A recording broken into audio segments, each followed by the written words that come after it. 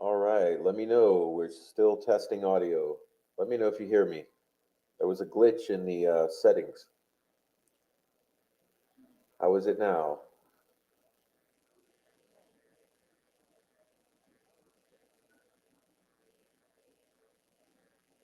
How is it now? Good now. Thank you. Okay, yeah, there was a glitch in the settings there. So I had to shut down the audio and restart it. And thank you for letting me know. Let's see what we got here. So we're going to say hello to everyone in the chat before we get started. Rachel D, welcome in and thanks for becoming a member. Thank you, Rachel. Pam Sheehan, thank you for being here. Lisa Marie Presley, and welcome back in, Kenneth. Been a long time no see. Welcome in, Kenneth. Who else we got here? Precascent, welcome in, Precascent. Have a safe drive home. Noe at Venue 3, welcome in, Noe. All right. All right. Amy, thank you, Amy, for the flowers and welcome in. All right. And welcome in everyone who is watching and not in the chat. We appreciate you for being here.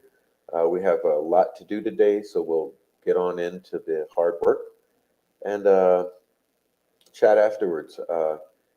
Elenia, thank you for letting me know you can hear me, and welcome into the chat. Delphi After Dawn, welcome into the chat. And Sherlock Kendra TC Goth, welcome in, Sherlock Kendra. All right. Noe, everyone, speak up. That's about the best I can do, Noe. All right, so tell you what, Kenneth says I've been going through chemo, but still trying to follow. God bless you, Kenneth, and good luck with that. Hope you're feeling okay, and you keep your mind occupied. You know?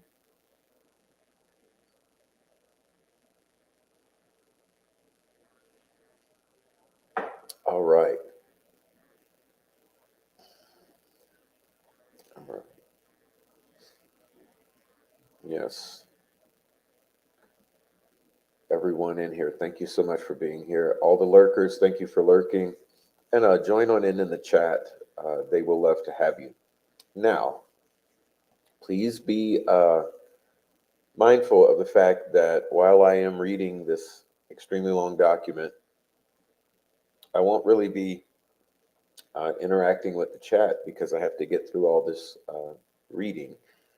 Um, but don't fret because after the reading, I will get into the chat and take a look at it and also catch up with the chat in real time. So thank you all for being here, and let me not hesitate any further and get this pulled up here. Now, honestly, I'm not very excited about reading this tonight. Um, this is part of the document I'd like to skip and not read, but I think we owe it to ourselves to take a close look at it. So we'll read through it and get through it. So I won't delay any longer.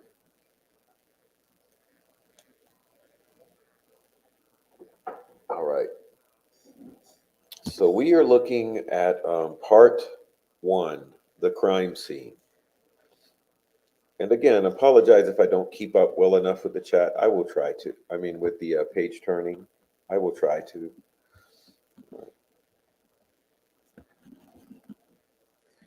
All right. When members of a search party, okay. So um, before I begin this section, we should be aware here that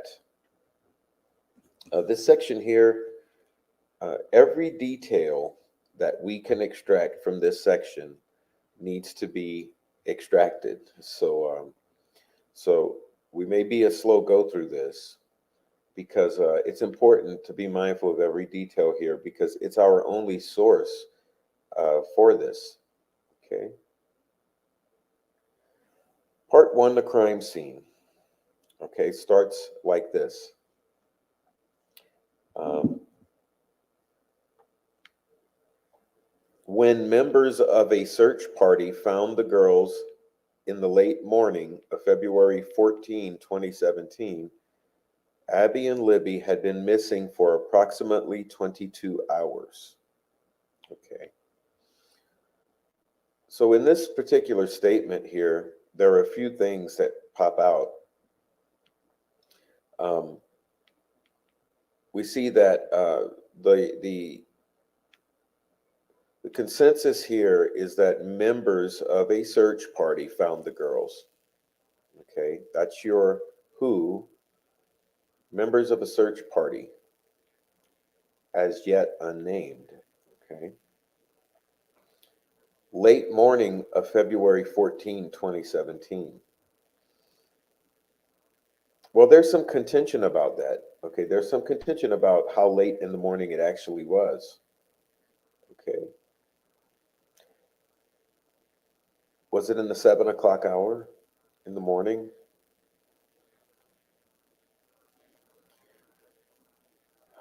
And it says they had been missing for approximately 22 hours. Okay, so here we're taking to account the 22-hour time frame is according to witness testimony being the sister of the victims, of one of the victims. It may have been more than 22 hours, but what is stated here is they had been missing approximately 22 hours, according to the family, is the way that I would parenthetically amend that. The scene was ghoulish. Okay. Libby was found at the base of a tree with 4 tree branches of varying sizes intentionally placed in a very specific and arranged pattern on her naked body. Libby was positioned flat on her back, with her left arm stretched above her head, touching the base of a large tree. Libby's right hand was covered in blood. Libby's left hand was covered in blood. Both hands were covered in blood. Blood spots and blood drippings were seen all over Libby's body from head to toe.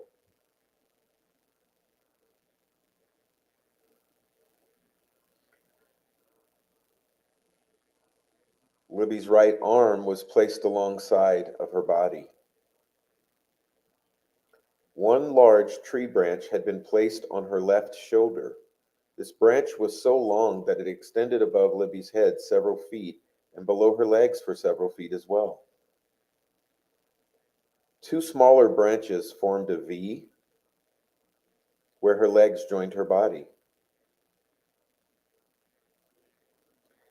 with both sides of the V extending upward toward Libby's head, with one branch extending to the left of Libby's head and the other to the right of Libby's head. The last of the 4 branches extended across Libby's body on a line from her right shoulder to her left shoulder. This 4th tree branch also connected with the other 3 branches and was placed under both branches that formed the V. Libby's sliced neck was partially covered by this 4th branch. There appeared to be no blood sprayed or dripped onto the leaves or the tree near Libby's head and sliced neck. It appeared likely that Libby had been killed at a nearby tree, then dragged to her final resting place, where she was then positioned for having the tree limbs, before having the tree limbs placed on her in a very specific pattern.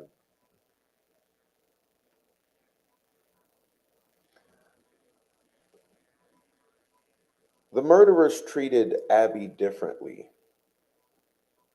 Abby was found just a few feet away from Libby. Her body was not placed parallel to Libby, but rather at an angle, with Abby's legs just a few feet from Libby's legs. However, both of their heads were found a few feet further apart from each other. Significant differences existed between how Libby's body was found and how Abby's body was found. Abby was not found at the base of a tree. Abby was fully clothed. In fact, Abby was dressed in Libby's sweatshirt and jeans, allegedly. No blood appeared on Abby's clothing. No blood appeared on Abby's clothing, meaning that she was likely murdered while naked and then dressed by the murderers after she expired and after the blood had stopped spilling from her neck. Abby's hands were clean. No blood. Abby's feet were clean. No blood. Other than blood found around Abby's neck area where the murderers had inflicted the fatal wound, very little, if any, blood was found anywhere else on Abby's body or clothing. The juxtaposition of the spots and streaks of blood found all over Libby's body with the lack of blood on Abby's body, undergarments, overgarments, is stark. The murderers appeared to have gone to great lengths to keep Abby's body and clothing clean from blood. Abby was found on her back, like Libby. However, like Libby, Abby's elbows were bent, with her right and left arms both placed on her chest. Abby's left hand and arm near the left side of her face, and her right hand and arm near the right side of her face. Also, Abby's left leg was straight, while her right leg was bent at the knee. The murderers also placed her bent right leg under her left leg. Like Libby, those involved in the murder had placed tree branches in a very specific pattern on top of Abby. The pattern looks very similar to an asterisk consisting of three branches all joined. In the middle, this stick configuration is a spot-on resemblance for the rune called Hagao. This rune is used to depict the word hail. Therefore, the combination of the Hagao rune found on Abby and the Ansu's rune found on the tree, when combined, would proclaim Hail Odin or Hail God. Praise God. This sentiment, Hail Odin, was one of the many Easter eggs Brad Holder left behind on his Facebook page on multiple posts.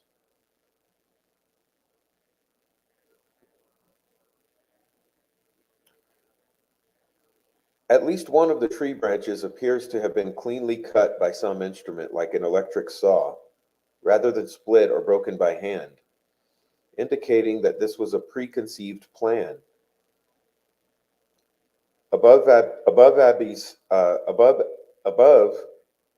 Abby's head were smaller sticks that had been placed over her hair, crudely mimicking horns or antlers. The amount of blood that would be perhaps expected at the crime scene based upon the location of the injuries of both girls was not visible in the crime scene photos. The defense team speculates that because of the lack of blood visible in the crime scene photos, especially concerning Abby, that the murderers may have saved the blood to be used in future rituals. This is merely a theory, admittedly not supported by any facts currently in possession of the defense, but a theory that would certainly explain the lack of expected blood at the crime scene. Okay, so 2 points on this.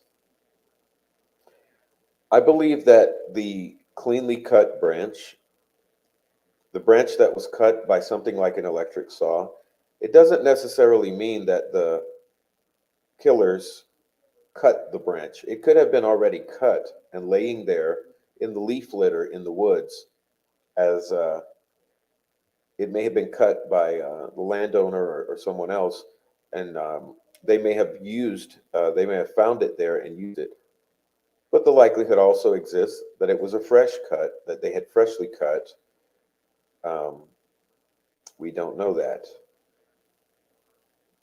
And as far as the blood, uh, I don't agree with about saving the blood for later. I believe if the blood was gathered and collected, it would have been used at that time and perhaps shared in some sort of blood drinking ritual.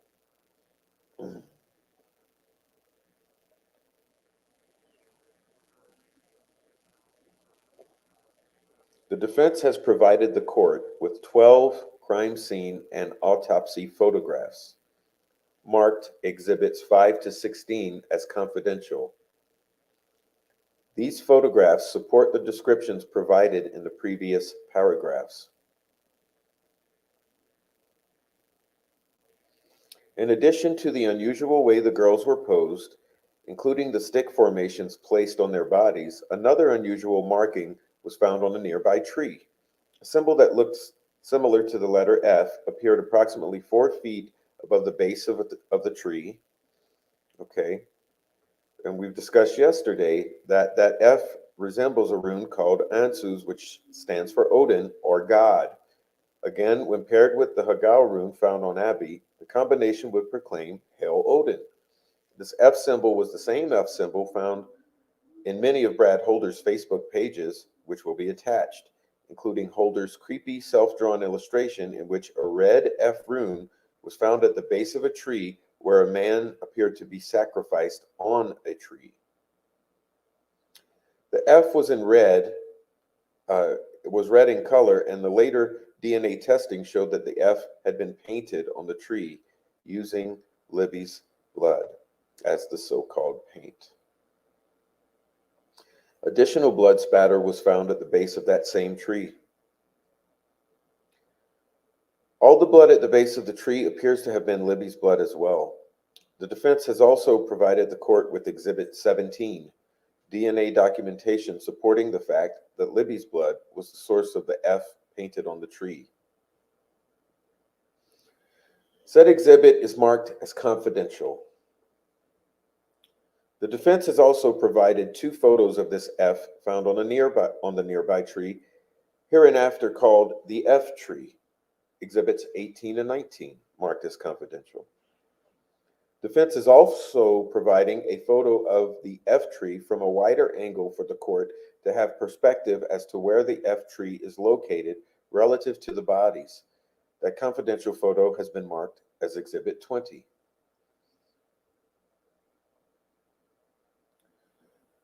Under Abby's left lower back, a shoe was found. This shoe is believed to be Libby's shoe. Under that shoe, a cell phone was found. The cell phone was later determined to be Libby's phone. This information was confirmed by the recent deposition testimony of Liggett, Lesenby, and Holman. According to recent depositions taken of Sheriff Liggett, the famous video of the person that many people call Bridge Guy was found on this phone. Additionally, allegedly found between the 2 girls buried under the leaves and dirt was a single bullet. Now, it is my opinion that that phone was planted there under that tree, under that shoe, under the victim, with an image that was photoshopped and planted onto the phone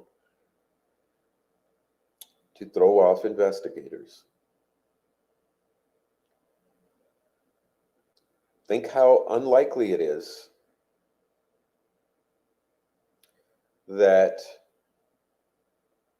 that phone would be under a shoe, and that that shoe and phone would be under the back of the body of the victim, who is posed in a very odd manner and then had tree branches placed on top of her, which um, could be interpreted as a rune meaning hail. Remember that both of the girls are arranged in the shape of a V, and that the sticks on Libby's body are arranged in the shape of a V. So we have two V's. We have hail, Odin, or God.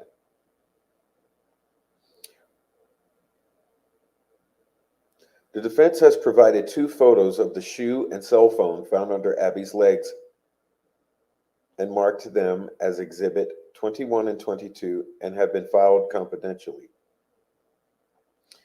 Well, the interesting thing there is there they say under Abby's legs.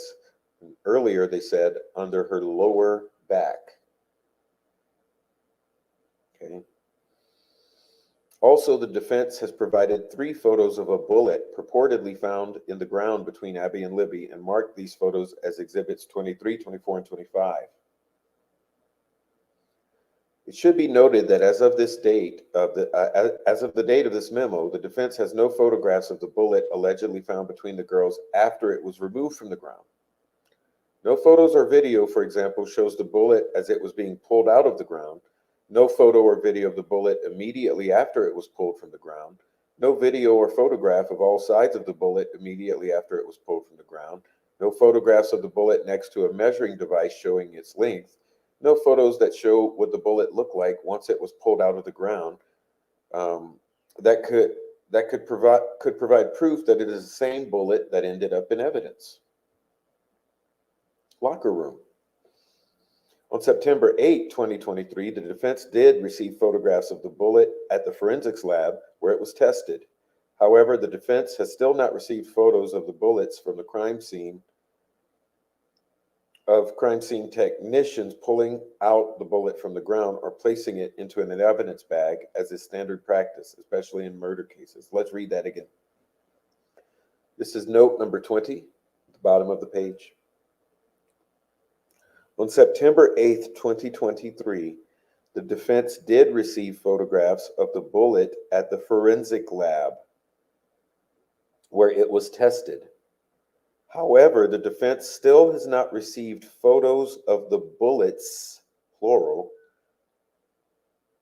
from the crime scene, of crime scene technicians pulling the bullet from the ground or placing it into an evidence bag, as is standard practice, especially in murder cases. Shockingly, in his deposition, Sheriff Liggett admitted that he also has not seen any photographs of the purported bullet taken once the bullet was pulled from the ground. In other words, the only photos that the defense has found in the discovery it has received are of the bullet still buried in the ground. At this time, the defense has no idea if A, photos of the bullet after it was removed from the ground even exist, or two, if the photos exist, but the state has not yet turned these important photographs over to defense, or three, the defense has missed these photos in voluminous discovery. Either way, the defense has asked the prosecutor to please locate these photographs. I think it's odd here that they went from A to 2 to 3. There are 3 bullet points here, but instead of 1, 2, 3, we got A, 2, 3. Some little typos. Okay. One man alone completed all these tasks in less than 1 hour and 17 minutes. Liggett says one thing publicly, but another thing privately to his law enforcement friends. Odd, isn't it? Publicly, Liggett has claimed under oath that one single solitary person was responsible for abducting and murdering the girls, and that is Richard Allen. Claiming publicly that Richard Allen acted alone would allow Liggett to continue proclaiming that the murders were not the result of coordinated abduction and subsequent ritualistic sacrifice at the hands of a pagan religious cult. No, if Liggett continues trying to convince everyone publicly that one man and one man alone, Richard Allen, has performed all the tasks, then Liggett must convince others, including the public, to ignore the voluminous, is that not spelled right? Mountain of evidence that supports the coordinated efforts of multiple Odinites. However, you will learn later in this memorandum that Liggett's claim that one man acting alone, and certainly not an organized band of cultists, murdered those girls is actually not something that he believes privately, based upon one-on-one conversations with other law enforcement. Still, to be fair to Liggett's public proclamation under oath, let's test Liggett's claim that one man, and that is Richard Allen, acted alone by reviewing all the tasks that this 5'4" man would have had to accomplish in order to pull off the abduction, ritualistic murder, and then stage the crime scene as it was found on February 14, 2017. Okay, so here we go. Let me have a sip of water.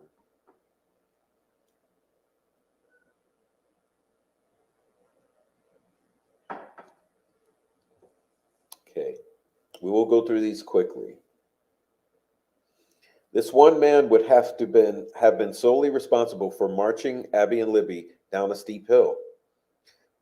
This one man then would have had to march both girls through the woods for some distance. At some point in time, this single solitary man would have had to cross a cold river whose depth was nearly 3.5 feet. At this depth, if the water were only 2 feet higher, Richard's whole body would have been completely immersed from head to toe. With the cold river water rising well above his waist, this man acting alone has to worry about himself crossing the rushing river while also trying to corral two girls, keeping them from running or screaming, knowing that houses were not far away. This man, on his own, would have had to then march the girls up to the site of the murders while all three, because of the depth of the water, were wearing undergarments, pants, shirts, jackets, socks, and shoes that were drenched with water from crossing that river. Once he and the girls arrived at the murder scene, the single solitary person then somehow would have had to subdue either Abby or Libby in rope or some other restraining device in order to have the ability to kill the unsubdued child without fear that the other child would run away or scream. Because of the lack of blood on the girls' clothing, each child would have been completely disrobed before the single solitary man sliced his first victim's neck. So the man acting alone either asked each child to disrobe or he assisted in the disrobing. Jerry Holman of the Unified Command has confirmed that both girls were naked at one point in time, as Liberty was found at the crime scene completely naked, while evidence showed that Abby at one point in time had her clothes off. Once the girls were disrobed and naked in the middle of the forest in the middle of the day in February, and once he had subdued one of two girls to prevent her from running away, the man acting alone could finally kill the girls. This man acting alone would have had to pull the ceremonial knife or whatever sharp instrument was used and inflict fatal injuries to the neck of the first child. It is unknown which child perished first. Well, the second child watched, hopefully without screaming or becoming so hysterical that said child was uncontrollable. The man acting alone would then walk over to the second child, who was somehow subdued, and inflict the same fatal injuries to her neck. The autopsy notes taken by Liggett revealed that the pathologist stated that because of the particular vein that was severed, Abby suffered a slow death.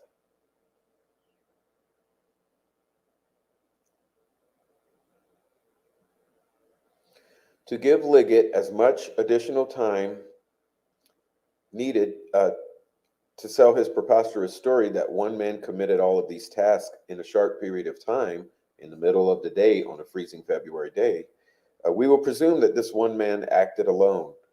Uh, Acting alone took Libby's life first and Libby's second, Abby's life first and Libby's second, so that he, the killer, could efficiently handle all of the other tasks necessary while Abby suffered her slow death. Additionally, even after Abby finally would have died, the man acting alone would have had to then wait enough time so that the blood escaping from Abby's neck would stop flowing, as there was little to no blood found on any of the clothing Abby was wearing other than around the neck area, both undergarments and outer garments, meaning that the single solitary man likely clothed Abby's dead body after the flow of blood had ceased.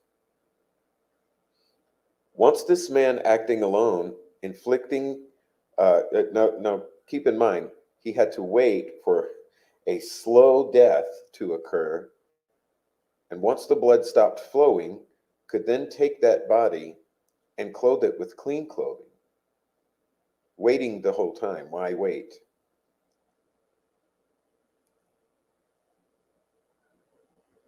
Once this man acting alone inflicted the injuries to Abby's neck and she was dying a slow death, he would have left Abby on the ground somewhere away from where she was ultimately laid to rest, as there was little blood at the scene where she was laid to rest and posed, and where the man acting alone placed sticks on her body. While waiting for Abby to die her slow death, the man acting alone would then have used his ceremonial knife or whatever sharp object he used to inflict Libby's fatal injuries at the base of the F tree. Where Libby's blood was found.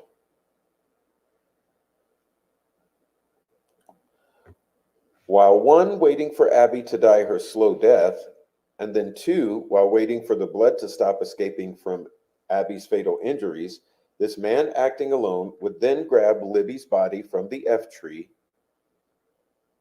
where she was probably killed, dragging her to her final resting place at the base of the tree where she was found. While waiting for one, Abby to die her slow death, and then two, then waiting for the blood to stop draining from Abby's neck, this man, acting alone, would have had to pose and position Libby's dead body in the manner in which her dead body was found at the scene. While waiting for Abby to die her slow death, and then waiting for the blood to stop draining from Abby's neck, the man acting alone would then select a variety of tree branches and sticks with the ultimate purpose of placing them on Libby's dead body. After selecting the branches and sticks, this man acting alone would then gather those sticks and branches. After gathering the selected branches and sticks, the man acting alone would have to carefully arrange the sticks in the pattern found at the crime scene. This man acting alone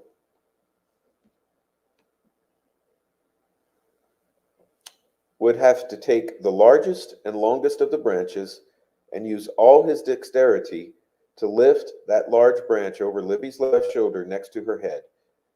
Next, the man acting alone would have had to take in a smaller stick and placed it under Libby's neck on a straight line from Libby's right shoulder to left shoulder, but over the previous laid out large branch that the man acting alone had placed over Libby's left shoulder, described in 14a.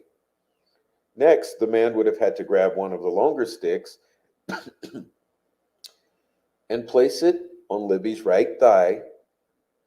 This stick would then be placed alongside the right side of Libby toward her head, but over the shorter stick discussed in 14c above. This stick, starting near Libby's legs, would then form the right half of the V along with the stick discussed in 14d. Next, in order to form what can be described as a V, the man acting alone would take another stick, place it on Libby's left thigh, and connect it with the stick described in 14c to form the base of the V. Then this man would run that stick essentially along the left side of Libby's body over the large tree branch that is mentioned in 14a. This stick placed on Libby's left thigh would also connect with and in fact may even be attached to, as the photo makes it hard to tell, the stick described in 14b.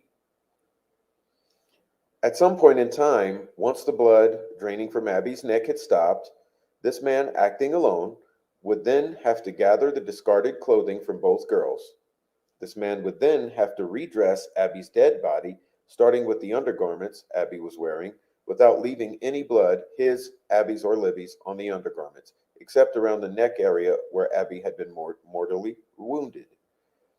This man, acting alone, would have to use his dexterity to lift Abby's dead body, to maneuver the first bra onto Abby's dead body.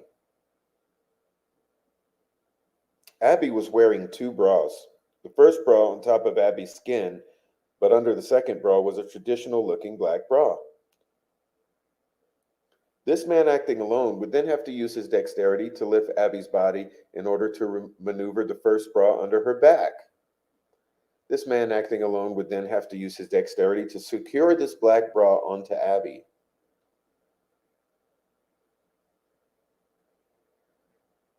This man, acting alone, would then have to locate the second bra that Abby was wearing. The second bra was found on top of the black bra and under a pink shirt. The second bra was what the defense would call a gray sports bra. This man, acting alone, would then have to again use his dexterity to lift Abby's dead body in order to maneuver the second bra onto Abby's dead body. This man, acting alone, would then have to use his dexterity to secure a second woman's bra onto Abby, this gray sports bra.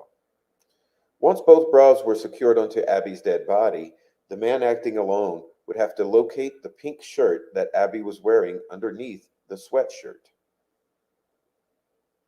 Once the pink shirt was located, the man, acting alone, would then likely have positioned Abby's arms above her head to make it easier to place the pink shirt onto Abby's dead body.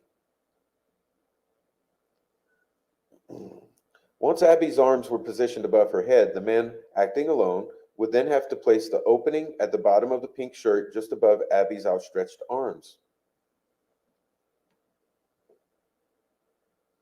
Once the bottom opening of the pink shirt was positioned just above Abby's outstretched arms, the man, acting alone, would have to use his dexterity by lifting Abby's left arm and placing it into the pink shirt.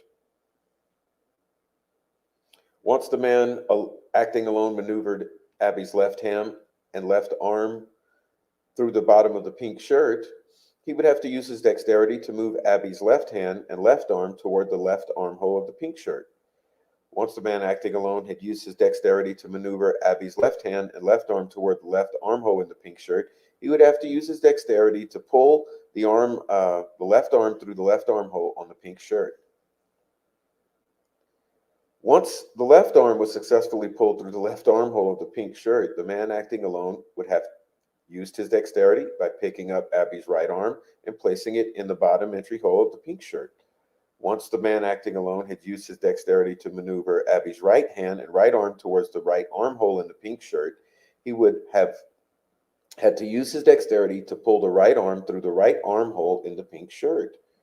Once the man, acting alone, had successfully maneuvered Abby's right arm and left arms through the armholes, he then would have had to use his dexterity by using one hand to lift up the upper portion of Abby's body, while using the other hand to pull the pink shirt toward Abby's midsection until the shirt was properly dressed on Abby.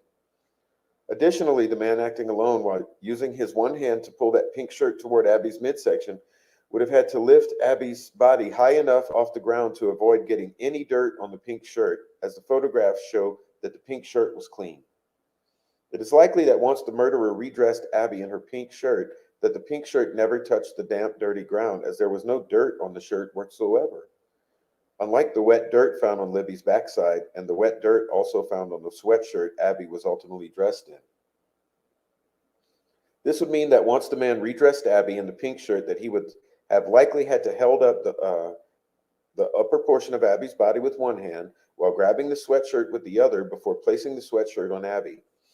In order to put the sweatshirt on Abby, once he was able to locate Libby's sweatshirt, or this particular sweatshirt, then this man, acting alone, likely positioned at least one of Abby's arms above her head so as to make it easier for this man to put Libby's sweatshirt onto Abby's body. Once he positioned Abby's arms above her head, this man acting alone would then have to take the opening of the sweatshirt near the outstretched arm or arms of Abby. Once he positioned Libby's sweatshirt over or near Abby's arms, the man acting alone would have to maneuver the left hand and arm in order to move it into the bottom opening of the sweatshirt. Once he stuffed the left arm and hand into the sweatshirt, this man acting alone would have to position the right arm into the bottom opening of the sweatshirt.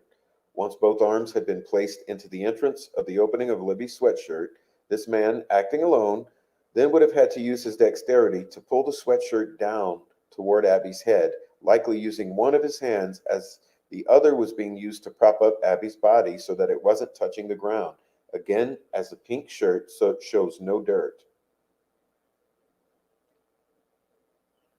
Once this man acting alone started pulling the sweatshirt down toward Abby's head, he would have had to also make sure that Abby's left arm and left hand were also being pulled inside the sweatshirt left armhole towards the hole at the end of the sweatshirt's left sleeve. Once this man acting alone started pulling the sweatshirt down toward Abby's head, he would have had to also make sure that Abby's right arm and right hand were also being pulled inside the sweatshirt right armhole towards the hole at the end of the sweatshirt's right sleeve. Once this man acting alone had successfully guided both the right arm and left arm into their respective armholes, this man would have had to use his dexterity to lift Abby's body with one hand, while using the other hand to pull the sweatshirt down toward Abby's midsection, making sure that the sweatshirt was pulled over Abby's head. Once this man acting alone had secured the first bra and the second bra and the pink shirt and then the sweatshirt onto Abby's dead body, then he would have had to locate Libby's jeans, which were found on Abby, allegedly. Once this man acting alone had located Libby's jeans, this man acting alone would have then had to place the opening of Libby's jeans at Abby's feet. Once he placed the opening of Libby's jeans at Abby's feet, this man acting alone would then have had to use his dexterity to lift Abby's feet from her dead body enough off the ground in order to start the process of maneuvering these jeans onto her dead body.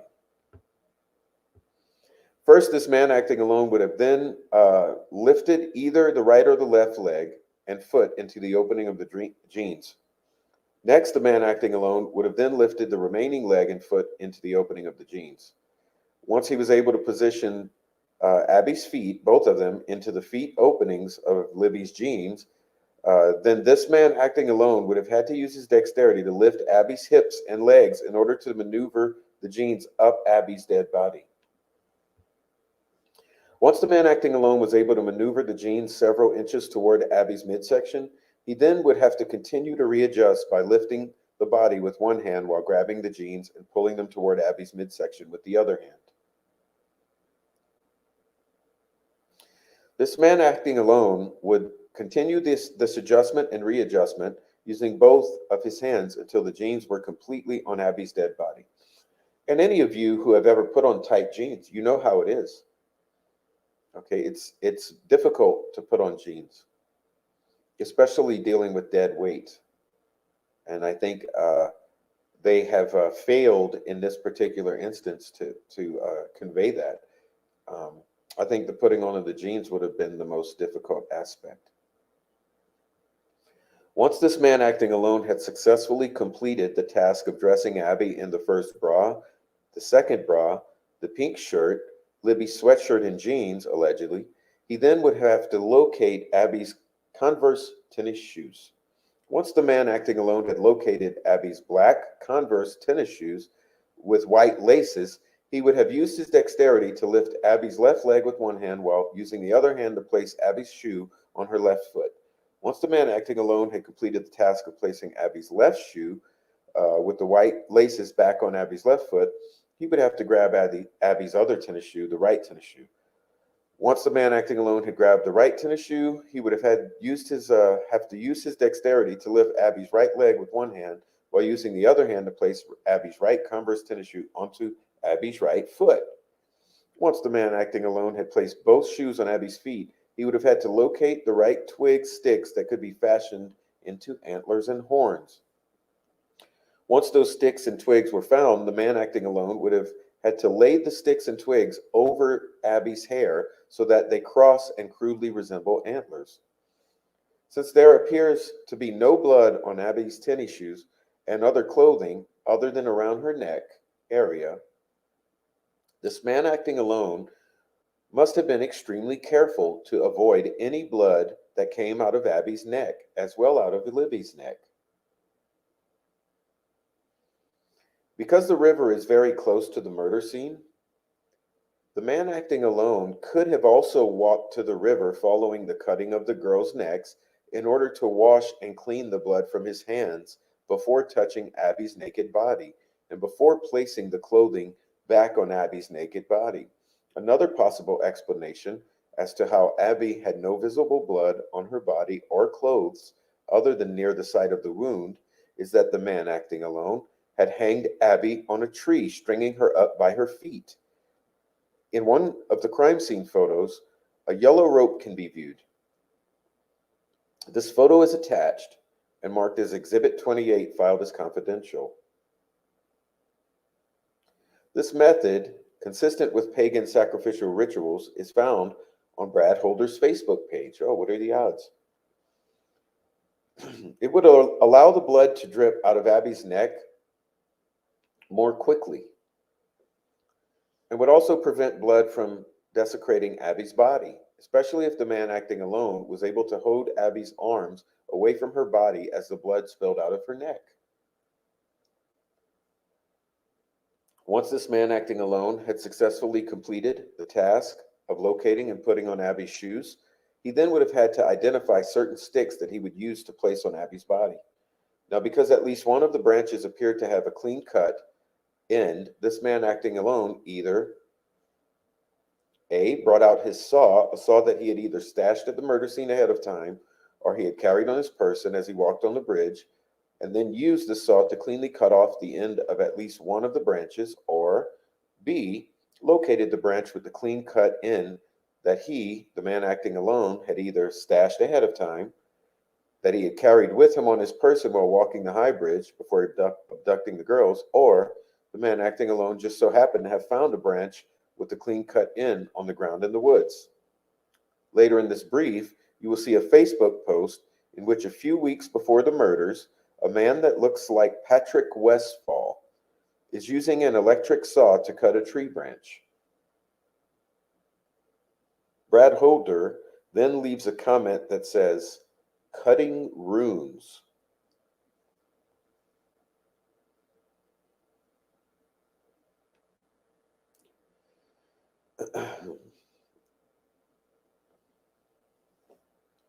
Once the man acting alone had positioned Abby's body in a way that he desired, then the man could commence placing the sticks on Abby's body. First, the man acting alone would have grabbed the largest and longest of the branches and placed it diagonally from the bottom of Abby's body, beginning below the right leg, over Abby's midsection, then over Abby's left shoulder. This branch was so long that it covered a few feet below Abby's right leg and a foot or so to the right of Abby's head. Once the man acting alone placed the first larger branch across Abby's body, then he would have had taken the second shorter stick and placed it on a line for the most part between Abby's right and left shoulders and over the neck. Once the man acting alone was through placing the stick described in paragraph 75, he finally would have laid the last stick on a line along the left side of Abby's body toward the middle of her head, with all three sticks intersecting at the same exact location on the left side of Abby's body. Once the man acting alone had finished placing sticks and branches on Abby's body in a specific way that he desired, he would have then had to place the rune on the tree where Libby had likely been slayed. The man acting alone would have had to have taken some of the spilled blood from Libby and dipped his finger into it, And the man acting alone would have dipped his hand or some other object into her blood and would have then walked away from the bodies and toward the tree where Libby had been allegedly slayed. Once there at the tree where Libby had allegedly been slayed, the man acting alone would have taken his finger dripping with blood or the tool dripping with blood and would have painted a line maybe a foot long straight down the tree trunk, about 4 feet above the ground. Now this is a very long line, a foot long.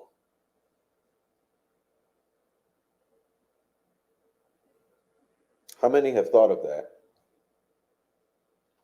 Once this straight line would have been painted using Libby's blood, the man acting alone may have had to walk back to Libby's body to dip his finger into Libby's neck or to dip whatever tool he used into Libby's neck wound in order to have enough blood to finish a rune that he was painting on the tree, unless he had collected it in some sort of cup. Once he dipped his finger or tool into Libby's wound, the man acting alone would have walked over to the tree containing the vertical line of Libby's blood about 4 feet above the ground and would have used Libby's blood to paint two lines horizontal to the ground to form what looked similar to an F. Law enforcement officer Greg Ferenczi, rest in peace, assassinated in front of the FBI office in Muncie, I believe, sent Tony Liggett a video of a pagan ritual videotaped by Brad Holder. Greg Ferenczi, murdered FBI agent who helped produce this evidence, sent Liggett a video of a pagan ritual videotaped by Holder in which someone that looks like Patrick Westfall is marking a tree with his hand or fingers. See footnote 49.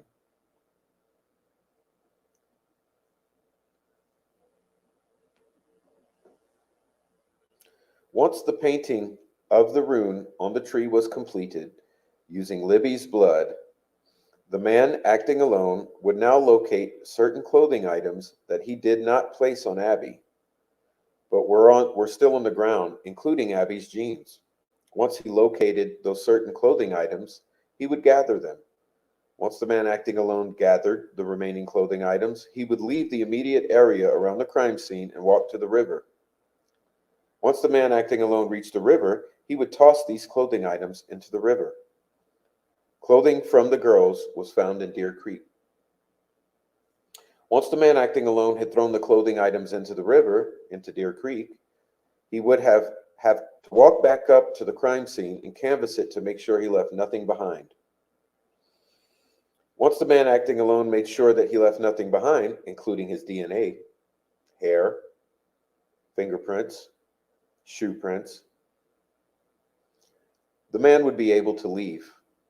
Once the man acting alone was able to leave, after exerting all the energy needed to complete all of those tasks, he would have to walk up a steep hill for several hundred yards, through some thickets and brush until he was able to get to the road 300 north. Although this man acting alone was somehow smart enough to keep his DNA, fingerprints, footprints, hair, and other evidence out of the crime scene, this man acting alone apparently was dumb enough to decide to walk down 300 north in the middle of the day, in broad daylight, in bright fucking sunlight, and wide open, down a street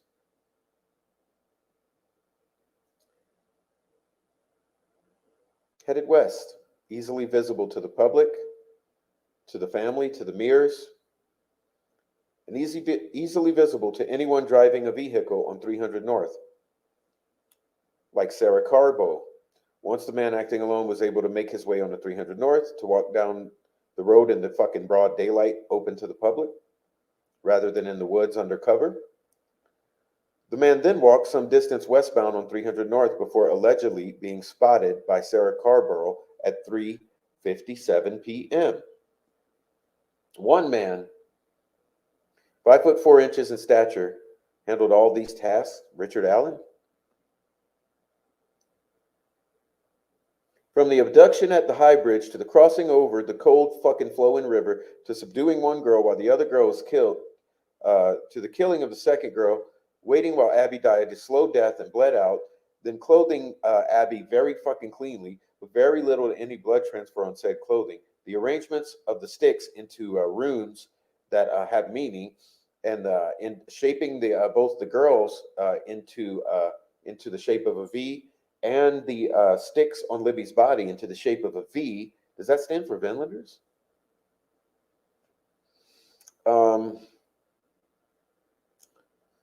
Painting the F rune on the tree, to the throwing of the clothing in the river, the departure from the crime scene, traversing hundreds of yards through the forest and up a steep hill, and then another 100 or more yards until finally reaching 300 north.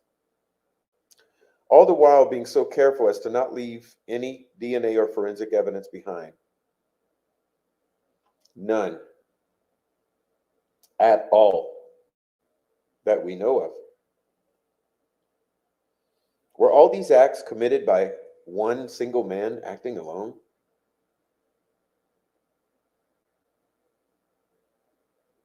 All these things occurred between 17 minutes and 1 hour and 17 minutes after the girls heard the phrase down the hill at approximately, allegedly, 2:13 p.m. Again, Jerry Holman testified in his deposition that investigators estimated the time of death as occurring somewhere between 2:30 and 3:30 p.m.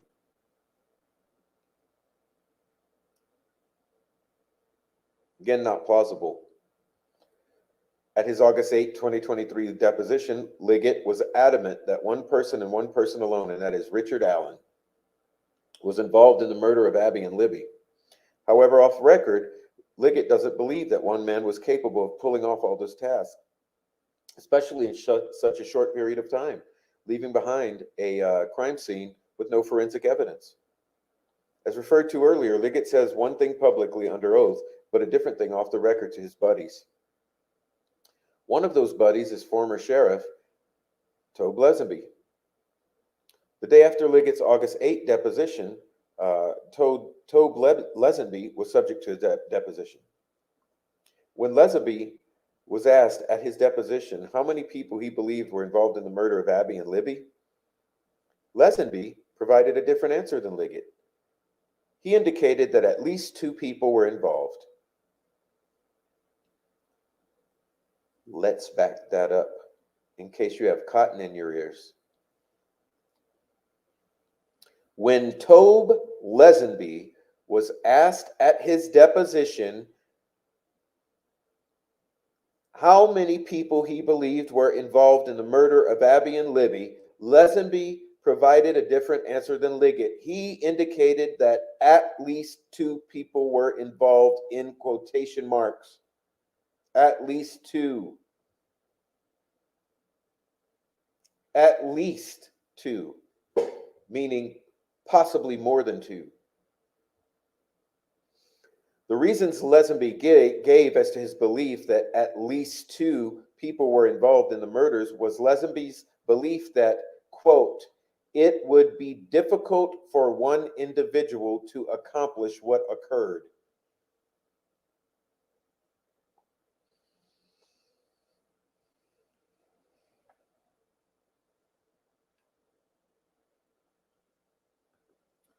When asked if any other law enforcement officers shared this perspective, Lesenby provided a surprising answer based upon what Liggett had testified under oath the fucking day before. Yes, at least one other law enforcement officer believed multiple people were involved in the murder of Abby and Libby. Tony Liggett. According to Lesenby's own sworn statement, it was common for he and Liggett to have one-on-one conversations, and that Liggett definitely believed that more than one person was involved.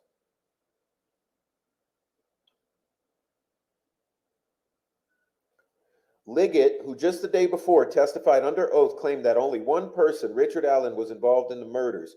Privately, behind the scenes, though, was saying something altogether different in one-on-one conversations with Tobe Lesenby.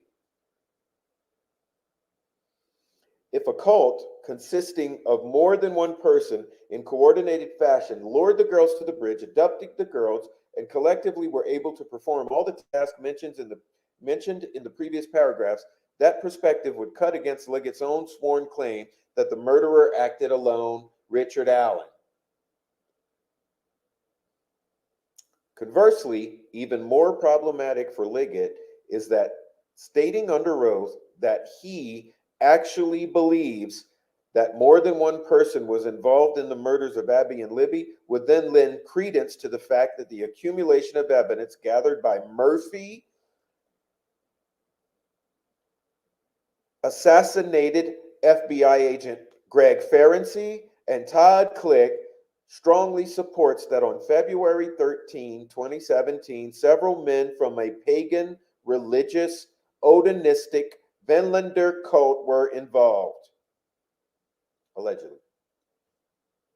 For some reason, Liggett is obviously not interested in wanting anyone, including Judge Diener, to know that the evidence strongly supports an organized pagan cult as being the killers and more than one perpetrator as being involved. Therefore, it's not surprising that Liggett lied under oath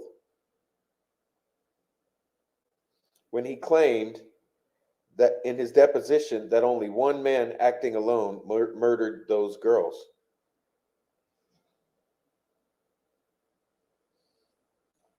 If Liggett had told Judge Diener that he believed that multiple people were involved in the crime, and if Liggett had also provided Diener with the massive amount of missing details of the Odinite connections and involvement that were produced by Mr. Ferenczi, rest in peace,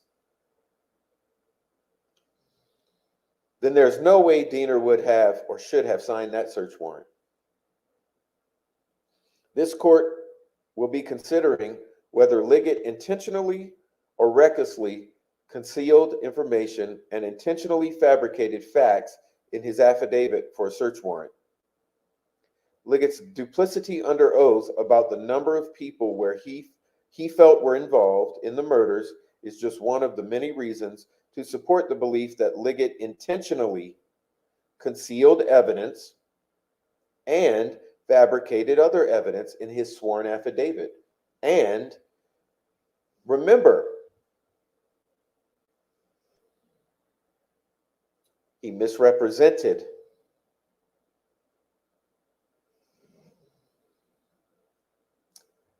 what Sarah Carbo had said to him. There was no muddy, bloody man dressed like Bridge Guy. There was none. There was what was there? There was a guy dressed in a tan jacket with mud on. Now, who is that? Who is that, ladies and gentlemen?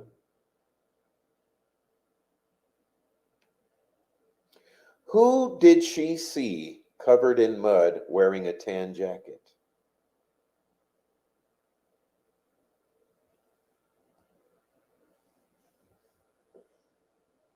I'll wait.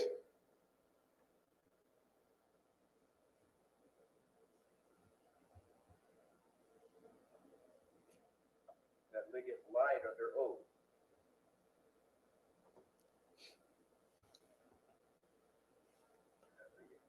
I don't have an answer. I don't know who she saw, but who did she see? She saw someone, but that person was not muddy and bloody or dressed like Bridge Guy. That was a fabrication of Liggett.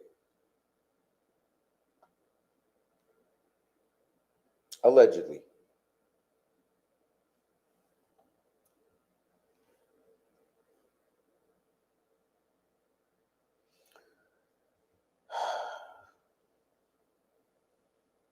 All right. Tell you what, give me a 1 minute break to take care of some business, and I will be back. Give me 1 moment.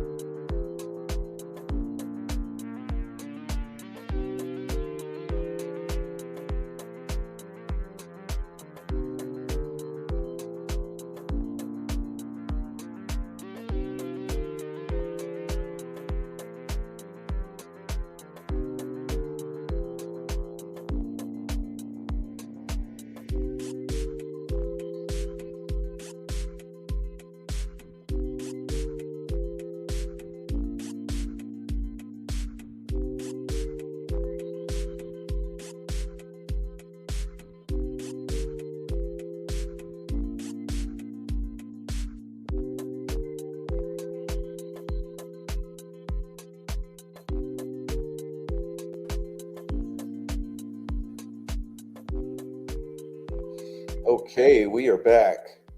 Thank you so much. I needed a little pause, and we are back, and we're ready for part two. Part two, here we go. Let me prepare myself. Thank you, everyone, for sticking around. While we're getting ready for part two, please go and hit the like. Please hit that thumbs up.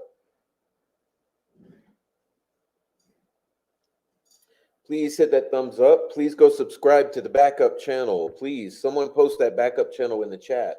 If you want to donate to the channel, please check out Buy Me a Coffee. Check out the super chats. Check out the memberships. There are all ways you can support the channel.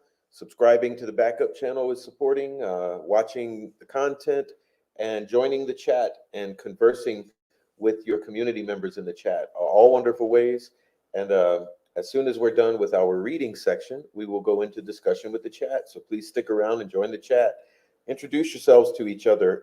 If you are first-time chatters, come on into the chat. All right, so let's get ready. Let's get started. Part two. Feeling a lot better. I didn't like going through that part. Crime scene. Thank you so much for sticking with me, guys. Appreciate that. Like I said, please hit the thumbs up, subscribe to the backup channel, become a member.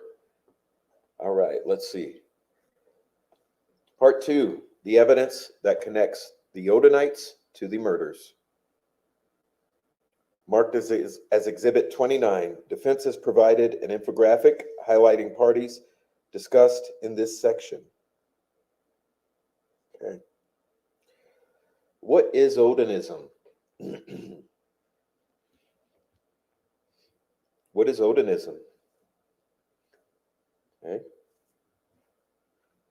For Rick's defense team, it has been hard to gain a grasp on exactly how to define Odinism.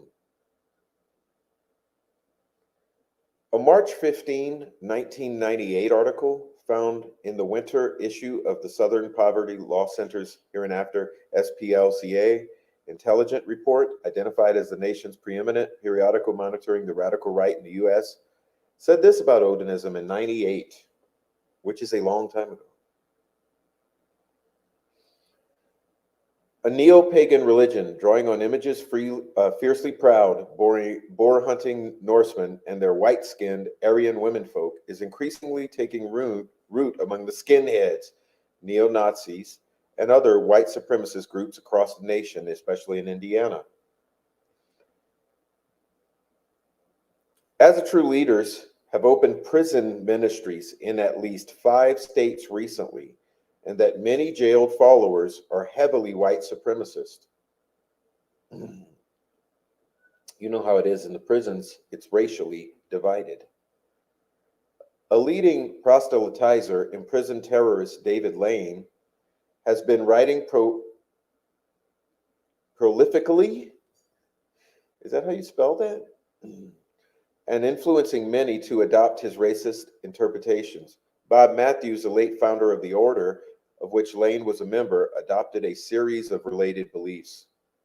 A Denver skinhead who confessed to the November murder of a man because he was black bears an As a True tattoo.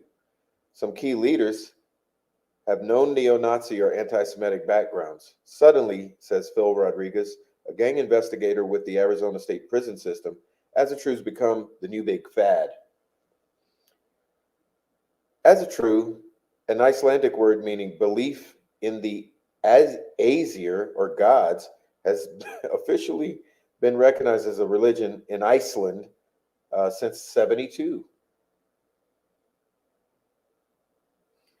Further down in the article, the SPLC states the following: Odinism, which is closely related to As a True, was much favored in Nazi Germany. Oh yeah, what are we dealing with here in Indiana?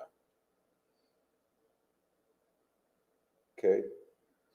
If you don't know Indiana, so we're dealing with a pocket of German descendants.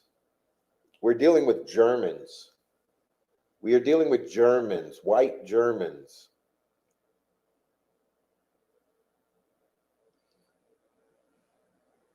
It was much favored in Nazi Germany. Its Nordic Teutonic mythology was a bedrock belief for the key Third Reich leaders, and it was an integral part of the initiation rites and cosmology of the elite SS, which supervised Hitler's network of death camps.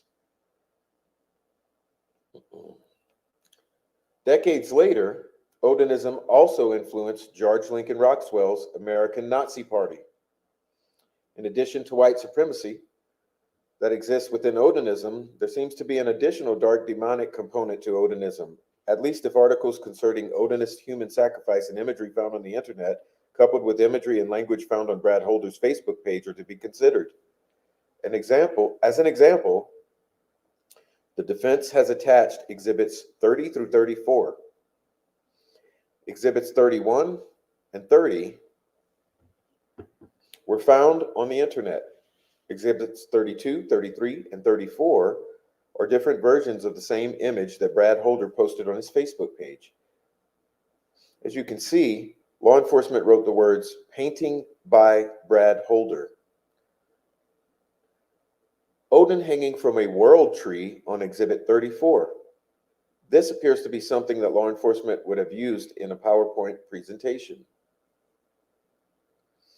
Additionally, Kevin Murphy, who was a state trooper that investigated the Odinist angle, said about Odinism. It seemed to me to border on almost a satanic type of worshiping, sacrificing, but I couldn't really wrap my brain around it. Exhibit 30 is an image from a website on Odinism of a man hanging upside down from a tree who has been sliced in the neck with blood dripping to the ground. This man's arms are posed similarly to Abby's at the crime scene. This man's legs are also posed similarly to Abby's at the crime scene. His left leg is straight and his right leg is bent at the knee. The only difference is that the man's right leg is placed over the left leg, while Abby's right leg was posed under the left leg. Exhibit 31 is an image from from a website on Odinism of a man wearing antlers, similar to the crude way in which sticks were formed on Abby's head. Exhibit 31 also resembles the crime scene in that the man's left leg is straight, while his right leg is bent at the knee and placed under his left leg. Just like Abby's was found. The man's hands are not similar to the way Abby had been posed. Both exhibits 30 and 31 were found on the internet by Ryan Boucher during his internet search. The defense included exhibits 32 and 33 in the event that the court might think something like, well, just because those images are available on the internet concerning Odinism has nothing to do with Brad Holder. Exhibits 32 and 33 are images that the defense located in the state's discovery. Both exhibits are the same image, with Exhibit 33 being a close-up image version. The image itself is a painting produced by the hands of Brad Holder. As the court can see, Brad Holder painted what the defense would call a very creepy serial killer-looking image of a naked man hanging from a tree. Holder's painting is similar in appearance to exhibits 30 and 31. Also in Holder's self-made painting, you can see that just like Abby, the hanging man's right leg is bent at the knee, angled toward the man's straight left leg. Again, an overly inquisitive man down in Georgia, Ryan Boucher, began piecing all this together without even having the benefit of the crime scene photographs. Yet the unified command with the benefit of the crime scene photos apparently either incompetently or intentionally failed to piece together these images, which would have caused any curious investigator to continue pursuing Brad Holder as a suspect. Boucher's curiosity led him to continue his research into runes and Odinism. Boucher's research led to an article that is a primer for Odinist sacrifice. The defense attached this article by Daniel Bray entitled "Sacrifice and Sacrificial Ideology in Old Norse Religion." Within Bray's article, he discusses the history of human sacrifice to Odin that exists in the pagan Norse religion. Unified Command claims that Odinism was ruled out early because of the findings of a Purdue professor. However, Unified Command now claims that it can't remember the name of the Purdue professor. Early in the investigation, one of the investigators viewing the crime scene thought that it might be the work of Odinists practicing Odinism. This comes from Holman. Holman has forgotten which investigator it was. Early in the investigation, based upon the thought that Odinism may explain how the bodies were found and how the sticks were arranged on top of the girls, Unified Command sought out an expert. The expert was being sought in order to consider whether the crime scene was indicative of Odinism or some other cult. According to Holman, Sergeant Steve Buckley of the ISP was in charge of locating the expert. Allegedly, the expert Sergeant Buckley found was from Purdue. According to Holman, he doesn't know how the Purdue professor's background. He doesn't know the professor's background, but he studies the Norwegian Nordic culture that Odinism is. Quote. Holman admitted that he had never talked to this Purdue professor. He stated that Sergeant Buckley knew the Purdue professor's background, and furthermore, that Sergeant Steve Buckley was in communication with them.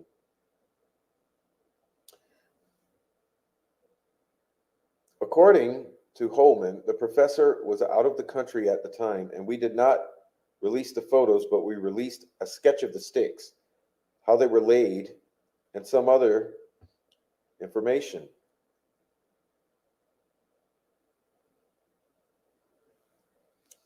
Having reviewed everything, the professor concluded that it was not Odinism nor any type of cult worshiping or any type of group that would have conducted the crime. However, Holman told a different story to Trooper Roland Purdy concerning the conclusions of the Purdue professor. Purdy began assisting with the investigation in March 2017. However, the first time Purdy even heard the word Odin or Odinite was at least May or June of 2017. It's also important to note that the first time that Trooper Purdy heard the word Odin or Odinite wasn't even through Unified Command or any other law enforcement officer, but rather through Becky Patty.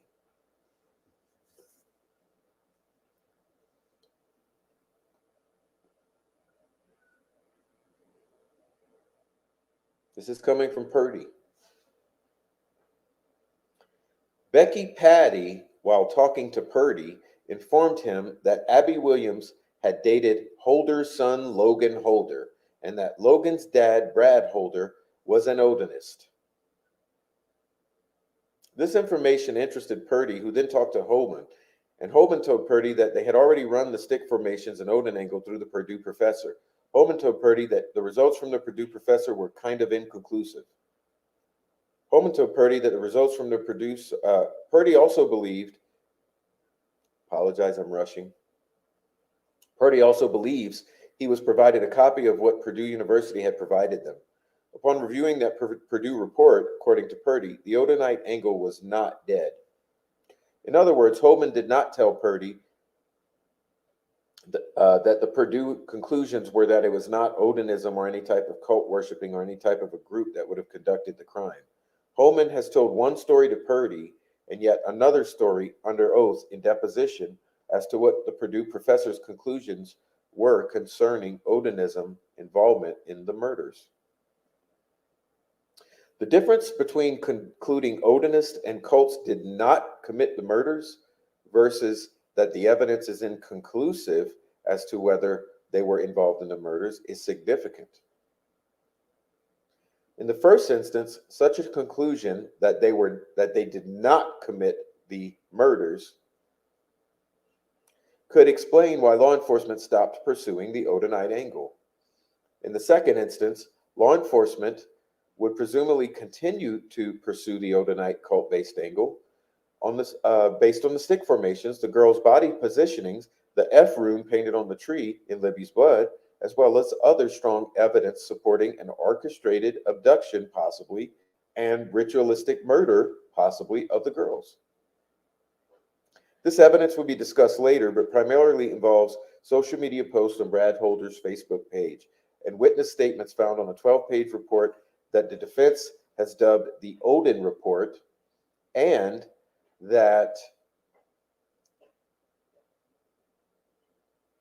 Agent Greg Ferenczi, who was assassinated in front of the FBI office he worked, who helped author this report.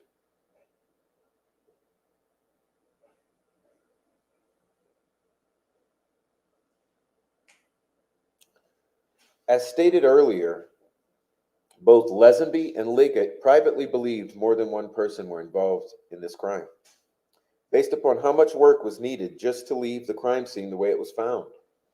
However, if the Purdue report concluded that a bunch of Odinite cultists were not involved, then arguably it could be the work of one man. It is very telling that Trooper Purdy had been working as an investigator on the case for at least 2 months, March to May 2017, before ever hearing the word Odin or Odinite. This fact is evidence that the Odinite angle was abandoned before Purdy became involved in the investigation in March 2017, which means almost immediately. This point cannot be emphasized enough.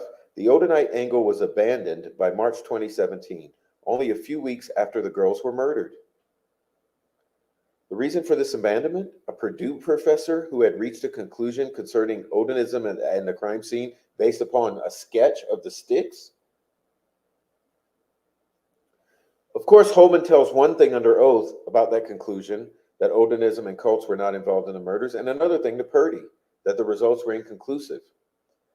A report may or may not exist that does not rule out Odinism.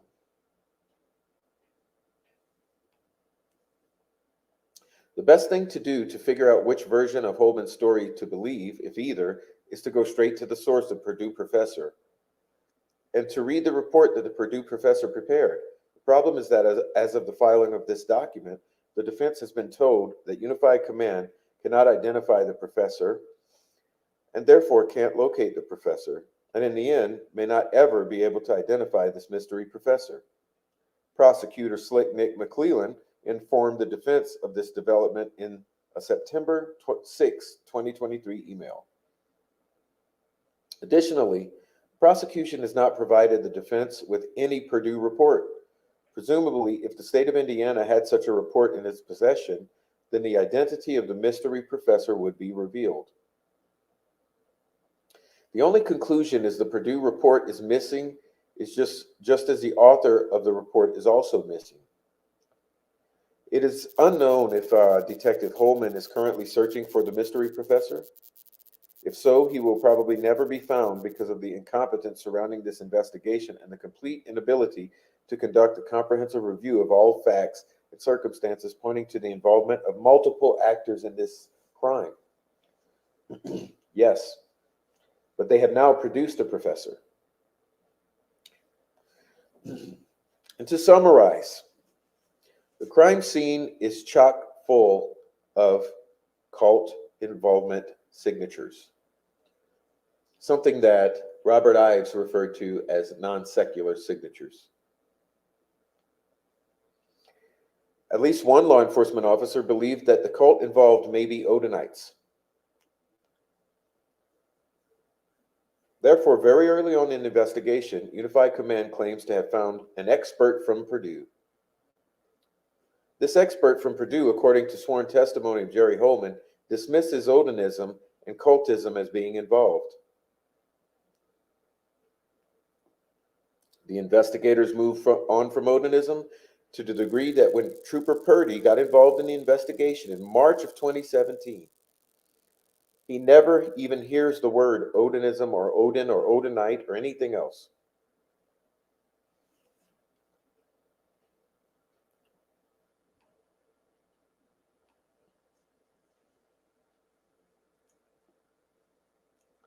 Now, this mystery professor can't be found.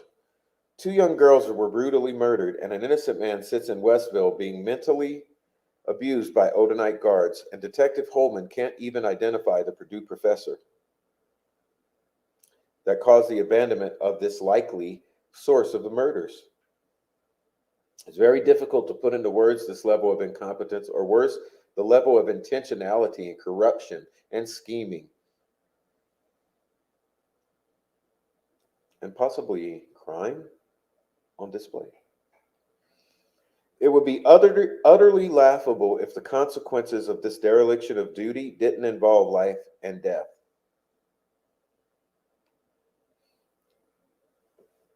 The life of Richard Allen and the deaths of Abigail Williams and Liberty German. These are the facts that greatly undermine the credibility of the entire investigation and are an embarrassment to the greater law enforcement community. It's an embarrassment to the entire law enforcement contingent of the United States of America and to the legal system of the United States of America. As stated previously, when determining whether a Frank's hearing should be granted, the court will be determining whether the actions of Tony Liggett, as alleged by the defense, were intentional or reckless. Was Liggett intentional or reckless? Well, he was intentional. He was intentional because obviously he intentionally put that PCA together. Okay?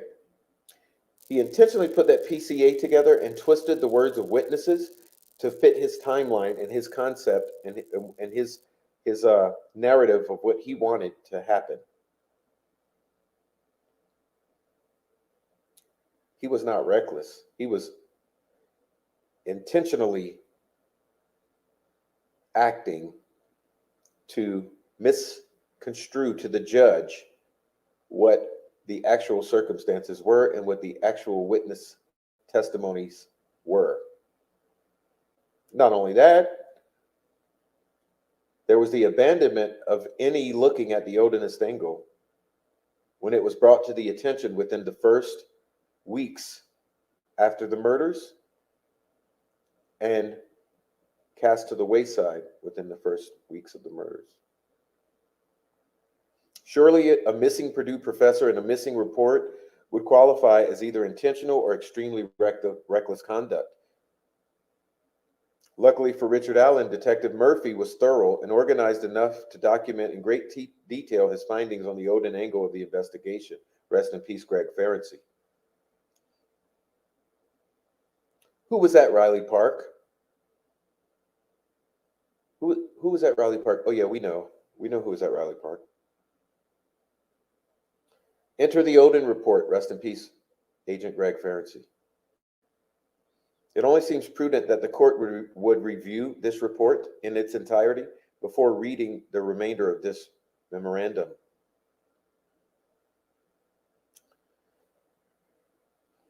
A 12-page Odin report. As part of discovery, the defense received a 12-page Word document that provided a summary of Trooper Kevin Murphy's investigation of the Odinite angle.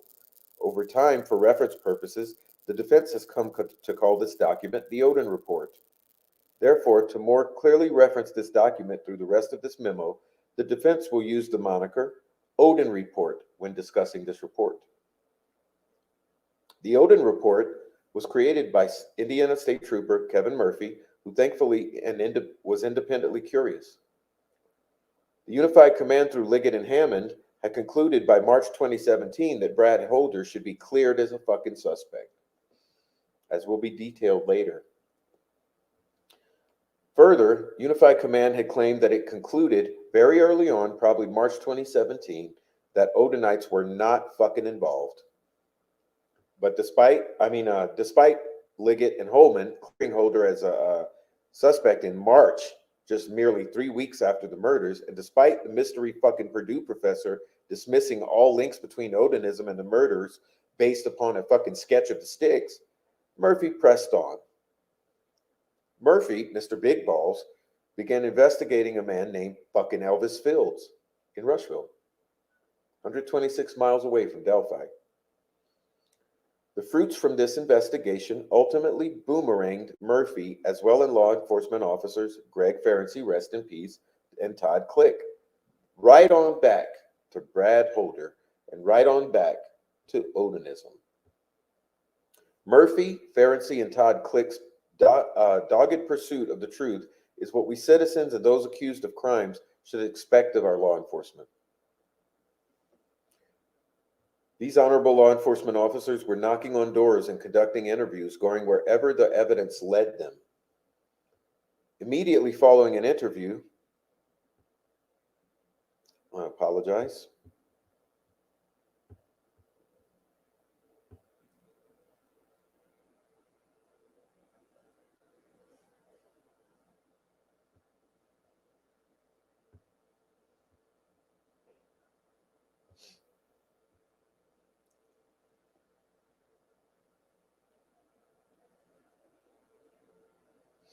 Immediately following an interview, Murphy would reduce key aspects of that interview into a Word document. Okay, so we're talking about this Odin report, okay? Immediately after any interview, Murphy would reduce the key aspects of that interview into a Word document. Over time, the Odin report grew from a single page, from his first interview with Mary Jacobs, to 12 pages, with the last pages used for summing up his thoughts from all that he had conducted. The defense has attached this document to this memorandum and marked it as Exhibit 36.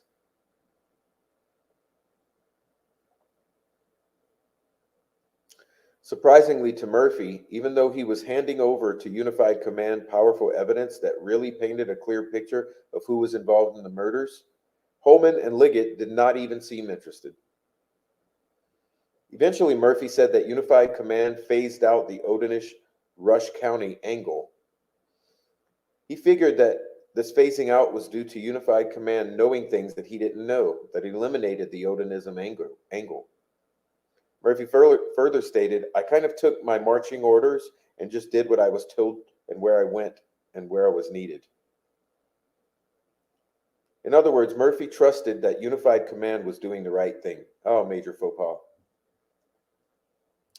The defense would encourage the court to stop and review this document before continuing to read this memorandum, as the Odin report will be discussed over the next several pages.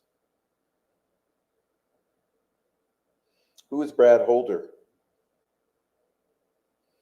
Who is Patrick Westfall? Who is Johnny Messer? Who is Elvis Fields? Who is Rod Abrams? And why does the evidence strongly point towards these men as having been involved in the murders of Abby and Libby? The Odin report provides much of the information. However, the report is not the only source of evidence provided by the state of Indiana that links these men to the murders. The investigative fingerprints of Todd Click and the late Greg Ferenczi, rest in peace, are prominently peppered throughout the Odin report as well. Click also prepared a roughly 85-page report and delivered it to Unified Command. However, the defense did not receive this document until September 8, 2023, nearly 10 months after the defense counsel entered their appearance. The defense will now show what Liggett and the rest of Unified Command knew but refused to act on. This information is also what Liggett concealed from Judge Diener. The defense will include the evidence that links these men to the crime scene and to each other, including intimate knowledge that these men had of the crime scene that only someone who had been at the crime scene would know. Let's read that again. The defense will include evidence that links these men to the crime scene and to each other, including intimate knowledge that these men had of the crime scene that only someone who had been at the crime scene would know. Brad Holder's connection to the crime scene. Brad Holder's son, Logan Holder, was dating Abby Williams, one of the victims, at the time of the murders. Nobody denies this fact. Amber Holder, for example, discusses this fact on page 9 of the Odin report. Exhibit 37 is a document memorializing the only known interview of Brad Holder concerning Delphi murders, at least through August 30, 2023. In that document, it is learned that Brad Holder details that he was usually in Delphi every weekend visiting his friend Patrick Westfall. In that document, it is learned that Brad Holder details that he was usually in Delphi every fucking weekend visiting his friend Patrick Westfall and attending, as a true, religious ceremonies at Westfall's house, usually on Sundays. As a true is interchangeable with Odinism. Patrick Westfall described to law enforcement that Asatru was a warrior-type religion with many gods, including Odin and Thor. This report is marked as Exhibit 39. Westfall and Holder had been friends prior to the murders of Abby and Libby. In fact, Westfall and Holder were found in a photograph together as late as January 21, 2017. Find attached a copy of said photograph marked as Exhibit 38. Murphy noted on page 11 of the Odin report that Westfall appears 10 times in pictures that Holder posts on Facebook prior to February 13, 2017, the day of the murders, allegedly. Westfall appears 10 times in pictures that Holder posts on Facebook prior to the alleged day of the murders. However, after the alleged day of the murders, Westfall does not appear in any of Holder's photos. What happened to the friendship of Holder and Westfall? Well, Amber Holder told a different story. As can be viewed on page 9 of the Odin report, Amber told law enforcement the following, and I quote, "She said that Brad spoke of Patrick one time when he was intoxicated." Let me translate. Holder spoke of Westfall one time when he was shit-faced drunk and said that he and Westfall got into a fight and they would no longer speak to each other. He told her that he and Westfall were in the woods near the fucking river or Deer Creek conducting a ritual. One of them said or did something that the other didn't agree with, like maybe kill a girl. And they're no longer fucking friends or talking to each other because they gotta let it cool down for several years. She said the river was near Patrick's house, who lives near Deer Creek. Patrick Westfall was living in Delphi at the time. This document is a narrative report of what is believed to be the only police interview of Patrick Westfall. Attached, find DIN 00025561, marked as Exhibit 39, and find it filed as confidential. The address where Westfall was living at the time, let's catch you guys up, apologize. Oh gosh, I forgot about that. Okay, apologize, let's see.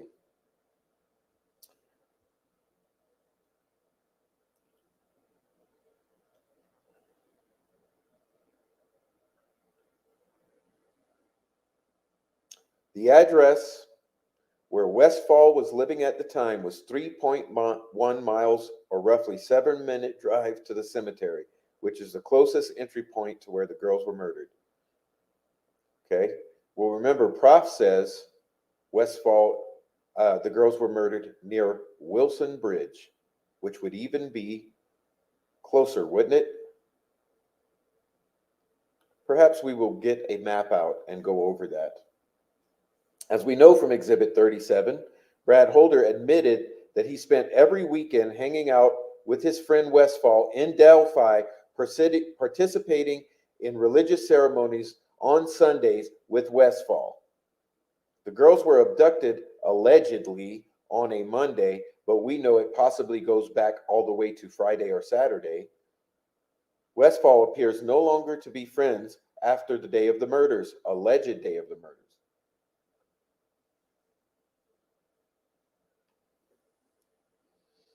Defense is unaware as to whether law enforcement were even mildly curious enough to seek Brad Holder or Patrick Westfall out and ask them about the explosive information Amber told the police about an argument over a ritual gone bad in the woods.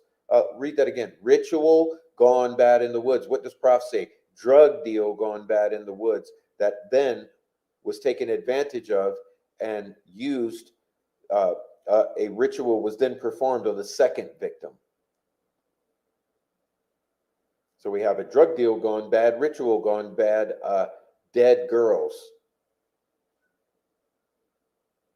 Additionally, Allen's defense team is unaware whether law enforcement sought a search warrant for Holder's or Patrick Westfall's homes. Amber Holder tells a second and equally disturbing story. When interviewed a second time, Amber discussed another conversation she had with Holder. She'd gone to Holder's house to visit him. While the children were upstairs, she inquired about Westfall under the ruse that Amber's girlfriend had a date with Patrick. This is what is contained on page 10 of the Odin report. Page 10 of the Odin report, I will quote. Brad became very nervous and told her that she needed to stay away from Westfall or she would end up dead.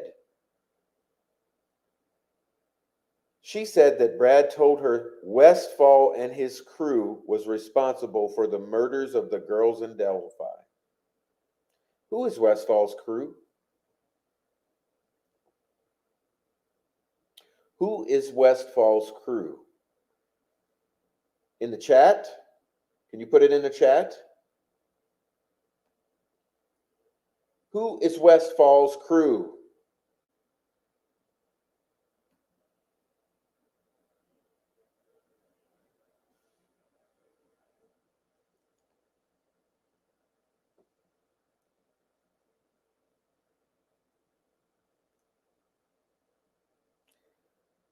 Let's start this over. I want you to think about white supremacist Norse Odinist freaks, meth dealers, Vinlanders.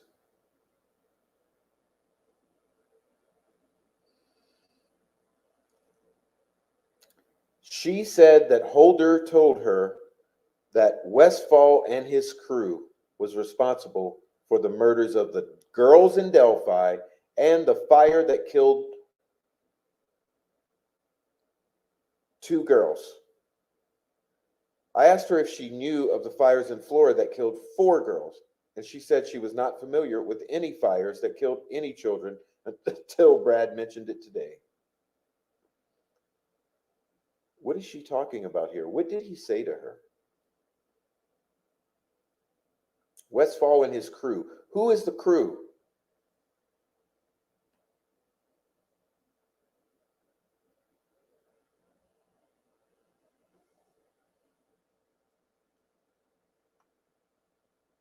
She said Brad may have been talking about that fire, but had the number of killed children wrong.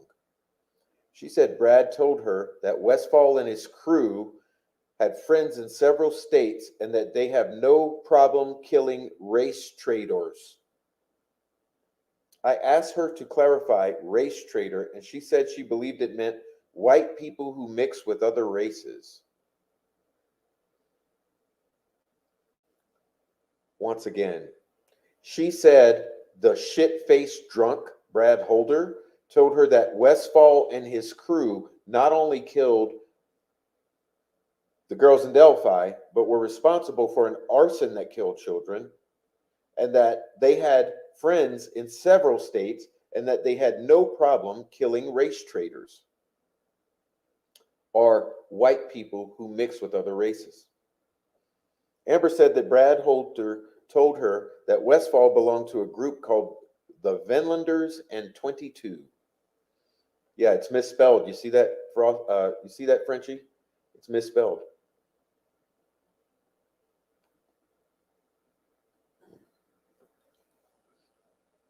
She said that this shit-faced drunk Brad Holder told her that Westfall belonged to a group called the Vinlanders. Remember that the sticks are placed in the shape of a V, the bodies are placed in the shape of a V. Brad told her that Westfall had many people backing him up and powerful friends. She said that Brad was nervous while telling her these things and was whispering like he was fearful if someone else would hear him.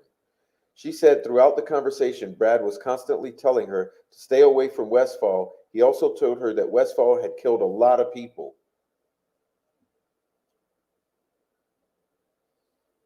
And it didn't matter if they were innocent or not. She believes Holder is actually scared of Westfall.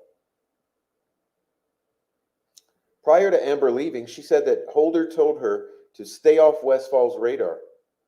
And I can only protect you as so much if you keep asking questions. He also told her that if Westfall found out she was married to him, that she would be in danger. Shit-faced Brad Holder also questioned her on why Westfall would be going on a date that he was under the impression that Westfall was married or engaged to someone.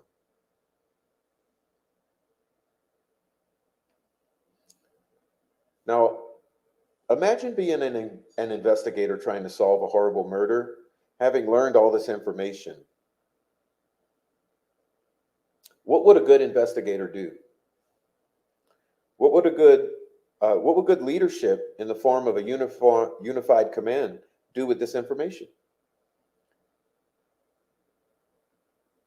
If they were actually trying to solve the crimes.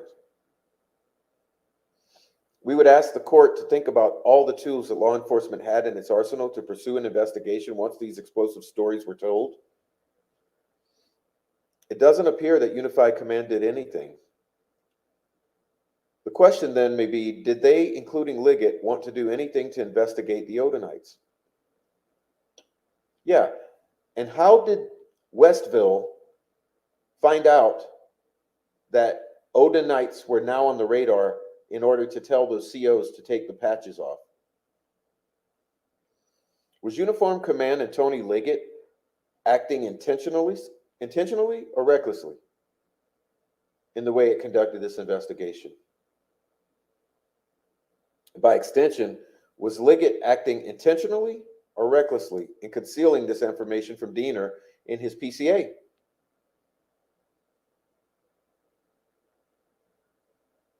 Which was full of misrepresentations. What else linked Holder to the crime, other than all this shit and his Facebook? Holder posted a photo of a hand marked with the exact rune found on Abby's body on April 7, 2017. Attached and marked as Exhibit 41 is a Facebook post that displays Brad Holder's hand. The photo displays Brad Holder showing off a rune that was inked onto his hand, not a tattoo, but from an ink pen. This rune that Brad Holder is proudly showing off is the same rune that the killers laid on Abby's body using sticks. This image was posted by Holder approximately 52 days after the murders. The public had no idea what the crime scene looked like and that Abby had sticks placed on her body like a Hagal rune. Yet Brad Holder coincidentally, Holder showed off the same rune that was found on Abby's body. Add that to the pile of other coincidences with his Facebook postings, including the positioning of her body. That should be important information for curious, honest, and well-intentioned law enforcement officers, which we don't seem to have here.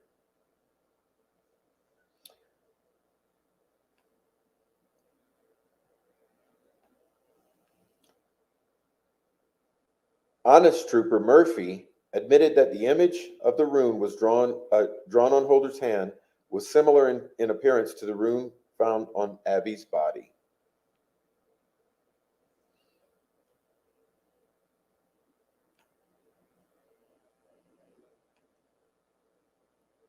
Did I get behind again? No.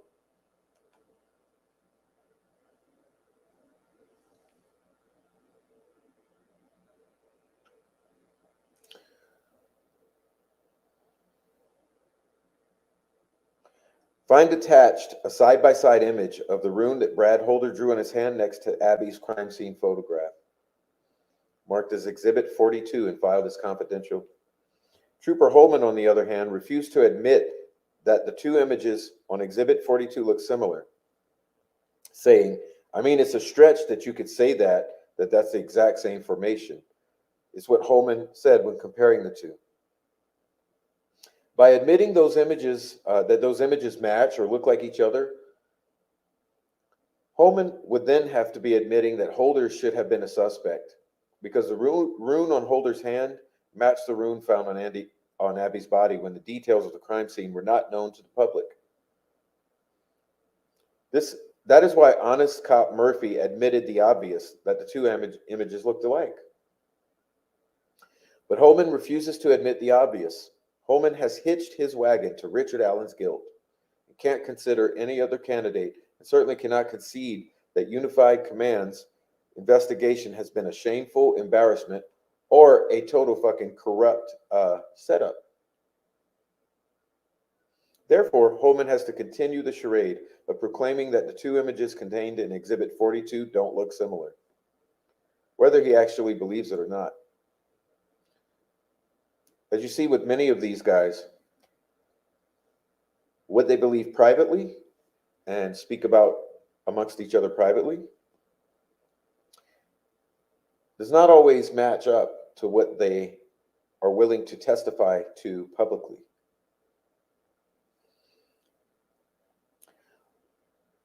However, while Holman cannot admit that the two images on Exhibit 42 look like one another, he is the same person that claimed that only minor differences exist between Sketch 1 and 2. What the hell? So Holman, talking about gaslighting, Holman says that only minor differences exist between Sketches 1 and 2. As you will learn later in this memorandum, Sarah Carbo claims to have observed a man walking down the road with mud on his clothing around 3:57 p.m. on the day of the murders, allegedly. The man she observed turned into Sketch 1. According to Holman, Sketch 1 is the killer, Richard Allen. You will also learn later in the memorandum that Betsy Blair observed the man on the bridge around 2 p.m. That's almost 2 hours separating. The man she observed turned into Sketch 2.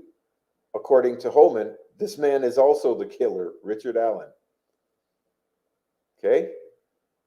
Later you will learn that for Liggett's and Holman's timeline to work, Sketch 1 and Sketch 2 need to represent the exact same person, Richard Allen. However, do you remember the ISP coming out and stating that they were two separate people, they were not the same person, and that the old guy Sketch is no longer a person of interest in the Delphi murders investigation? Do you remember that? That they were not the same individual, and that the individual represented in the old guy Sketch was no longer a person of interest. Do you remember that? Not only did they state it, but they came back with the clarification press release to double down on that statement. However, Doug Carter himself contradicted that by saying if you put them together, it's Richard Allen. Now, Sketch 1 is attached as Exhibit 105. Sketch 2 is attached as Exhibit 103. We would ask you, Judge, to take those exhibits out and please look at them. Those two exhibits, according to Holman, are the same person, Richard Allen. Yeah, and what happened to ISP saying they're not the same person? They need to be the same person in order to support Holman's timeline and Liggett's PCA. Yet Holman will not admit the obvious, that the men represented in these sketches look nothing like each other, nor like Richard Allen. Needing them to be one and the same man, Holman testified under oath that only minor differences exist between Sketch 1 and Sketch 2. Are you smoking crack, Holman? To further demonstrate the ridiculousness of Holman's alleged belief that except for minor differences, Sketch 1 and 2 look alike and that they're both Richard Allen, let's look at what old Tobe Lesenby said about sketch 1 and sketch 2. In his sworn statement, Leatherby stated that sketch 1 and sketch 2 are in fact two different men. Oddly enough, this does align with the ISP's press releases that they are two different men and not the same person. While Richard Allen sits in prison waiting for a full disclosure of evidence in the state's possession, by the way, some of which also dropped again today, still waiting when he should have already been in trial. So he should already be in trial. They're still dropping massive amounts of discovery.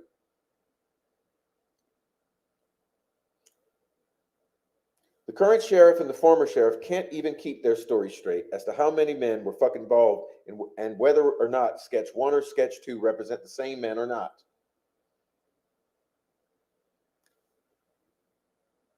While Holman will not agree that Brad Holder's Facebook had runes resembling the stick formation found on Abby's body because that promotes Holder as a suspect, at the same time, Holman will tell you that sketch 1 and sketch 2 look alike with only minor differences.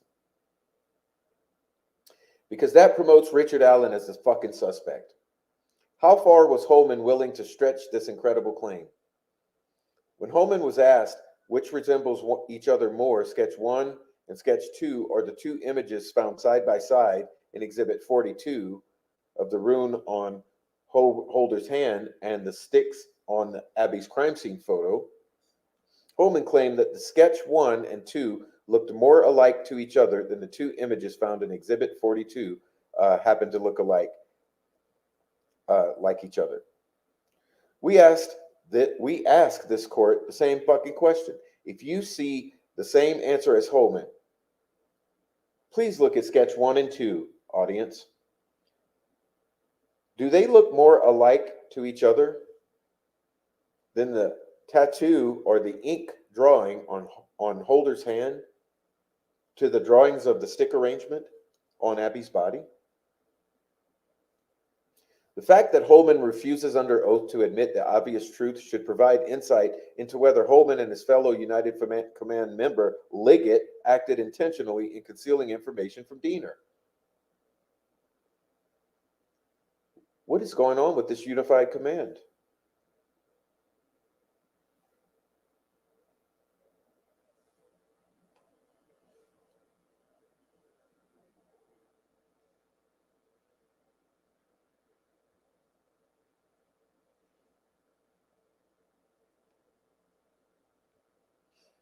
Trooper Purdy and Trooper Winters were aware of an eerie image on Brad Holder's Facebook page of what appeared to be a fake murder scene mimicking Abby and Libby's murder scene.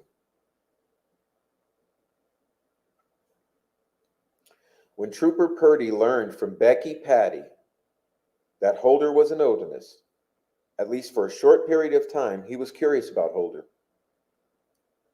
This short-term curiosity led Purdy looking into Brad Holder's Facebook, where he found a very eerie photograph. This photograph is marked as Exhibit 43. It shows two girls lying on what appears to be the ground of a forest. The girls are either dead or posed as if they were dead. The girls have tree limbs arranged over their bodies. What are the odds? What are the odds here? Hello? Hello, are we living in fantasy world? Are we? I mean, what are the odds?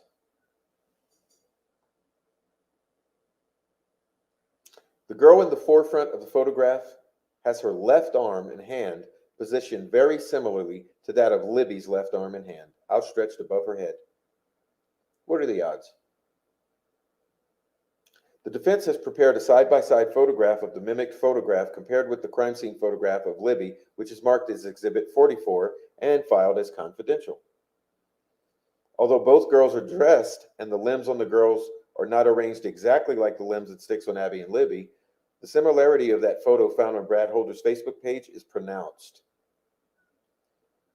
Purdy did not think much of this photograph in terms of its implicating Brad Holder. At least that is what he is now claiming in 2023. However, even before Purdy had found that disturbing image on Holder's Facebook page, a tipster had beat him to the punch by finding it much, much easier. The contents of a February 16, 2017 tip, okay, 2 days after they were allegedly found,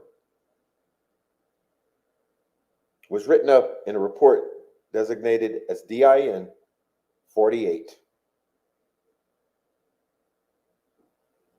This will be Exhibit 45. The tip came in just 2 days after the girls were found. This tip said the following. Okay, before I read it, please, before I read it, put down all of your preconceived notions. Anything you ever thought you knew about this case. Focus on this alone. 2 days after the girls were allegedly found, there was a tip that said the following. Father of Logan Holder, ex-boyfriend of Libby, social media shows him a member of Vinlanders, posts of half-dead women, and fascination with Gothic figures and symbols out of tree branches.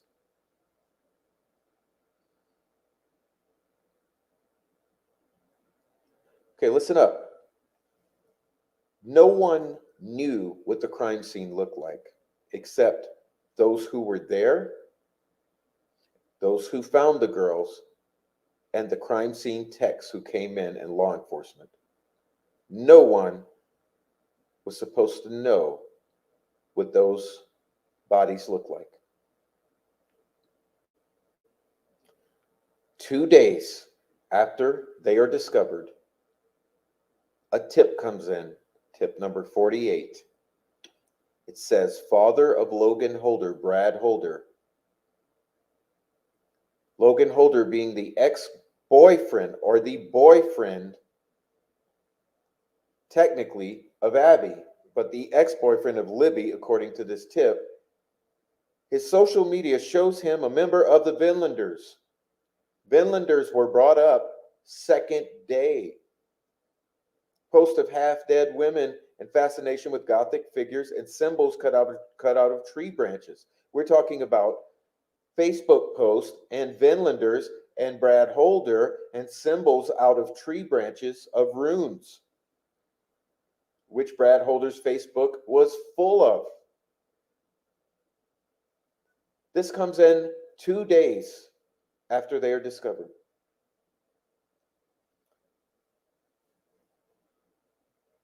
This report shows that Liggett actually approved further investigation into Brad Holder based upon that tip. This very same disturbing image came to the attention of law enforcement a third time by way of a gentleman named Ryan Boucher from Georgia.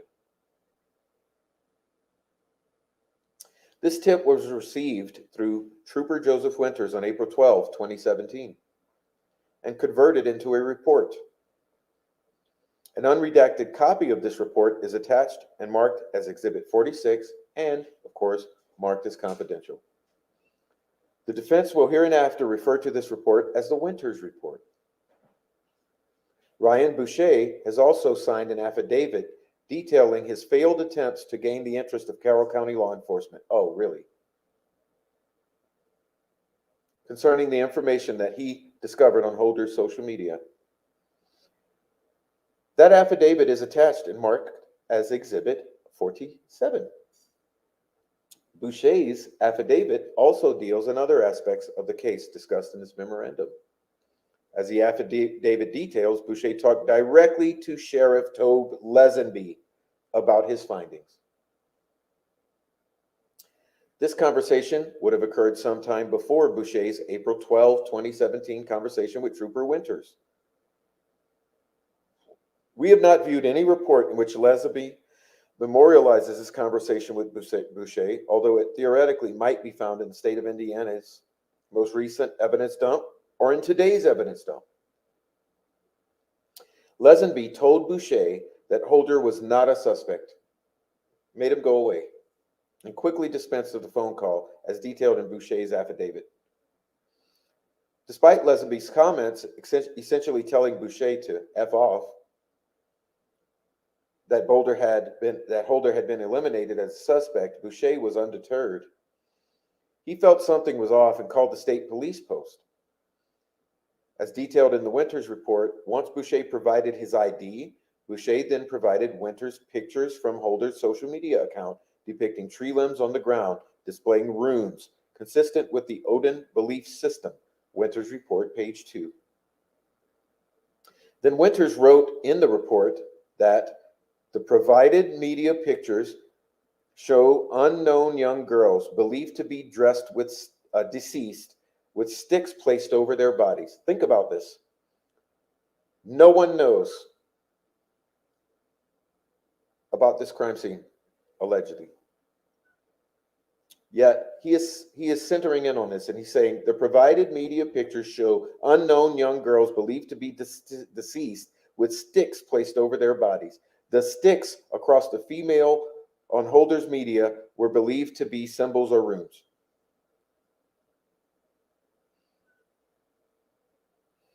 It should be noted that law enforcement has to this day still failed to turn over this mimicked murder photograph found on Holder's Facebook page, i.e. Exhibit 43. Fortunately, defense counsel was able to find Winters' report in the sea of evidence, and upon reading it, understood the potential importance of this photograph, or that this photograph may have, in terms of Holder's culpability in the murders. The only problem is that law enforcement had failed to produce it for the defense. Fortunately, through due diligence, the defense team located Boucher, drove to Georgia, and met with him, who then was willing to provide the images to Richard's defense team, and did in fact turn those images over to Richard Allen's defense team. Even as recently as at his August 23rd, 2023 deposition, Winters stated that he was still unable to locate the images referenced in the Winters report that Boucher had provided Winters back in April 12, 2017. This means that if the defense team had not traveled to Georgia, it would still not be in possession of this exculpatory piece of evidence and would also not have been able to ask questions at depositions to law enforcement concerning those images. Is that why just today there was received discovery? The withholding, the delay of discovery to hinder their investigation? To this very day, the state of Indiana has yet to turn over the images to Boucher. That Boucher provided Winters back in 2017, April. Following his interaction with Boucher, as can be read in Winters' report, it was apparent that Trooper Winters' interest was piqued. The details surrounding the February 14 2017 crime scene was a well-guarded secret and hidden from the public. Yet somehow Holder, an Odinite whose son dated one of the victims, Abby Williams, had an image on his Facebook page that closely resembled the crime scene, and two appeared to have used an ink pen to draw a rune on his hand that mimicked the very rune that was found on Abby.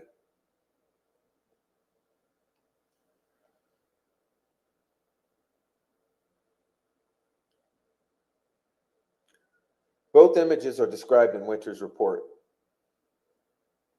So what did Winters do once he realized that it appeared that Abby's boyfriend's dad, Holder, appeared to know intimate details about a crime scene kept confidential from the public? So what did Winters do? He spoke to Holman. Winters' report, page 2. The information that Winters unearthed via Ryan Boucher was so impactful on him that he remembers talking with Holman of Unified Command. Winters even recorded the following in his report. I spoke with Sergeant Holman on April 12, 2017. Sergeant Holman advised that FBI had interviewed Holder shortly at the beginning of this investigation. It's also on page 2. In his deposition, Winters provided his reasoning. Yeah, I think there's some substantial things that need to follow up on. In the same deposition, Winters also said that he wanted to make sure that all the information I captured in my time from that was passed on. And because I had just taken that information, I just wanted to make sure if I had no contact with anybody involved in this case again, they were aware that I generated this supplement. Winters felt that the Boucher tip was important. He felt it's so important that he wanted to make sure someone followed up on a lead, at minimum, re-interviewing Holder. Again, it should be noted that as of September 11, 2023, the defense has still not received the February 17, 2017 interview of Holder.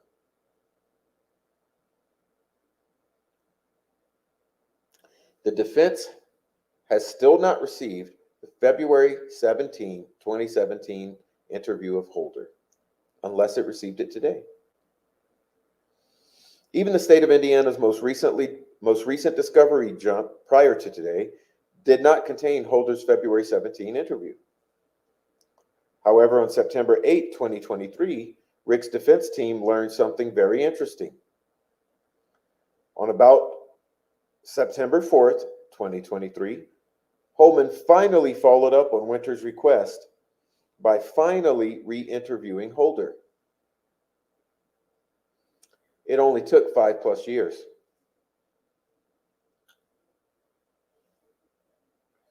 The defense has not received Holder's first interview from February 17, 2017. We'll see how long it takes for the state to turn over Holder's second interview from September 4, 2023. If Holman did in fact re-interview Holder on September 4, 2023, it should be noted that the interview came on the heels of the defense team's contentious August 10, 2023 deposition of Holder. The defense asked deposition of Holman. The defense asked Holman, are you going to fix these problems or are you going to actually look for the truth? His response, I'm going to look for the truth, but I think I've already found the truth. But I definitely will look into this, no doubt about it, and I will find out if we have done the follow-ups, and I don't know about it. I will let Prosecutor McClellan know, and he can forward that information to you. The defense looks forward to watching the first Holder interview from February 17, 2017, as well as the most recent Holder interview from 2023, to see if Holman treated Holder as an actual suspect, a label befitting the strong evidence that connects him to the murders, or if Holman's interview consists of softball questions lobbed at Holder with the purpose of feeding or fending off the defense rather than seeking the truth.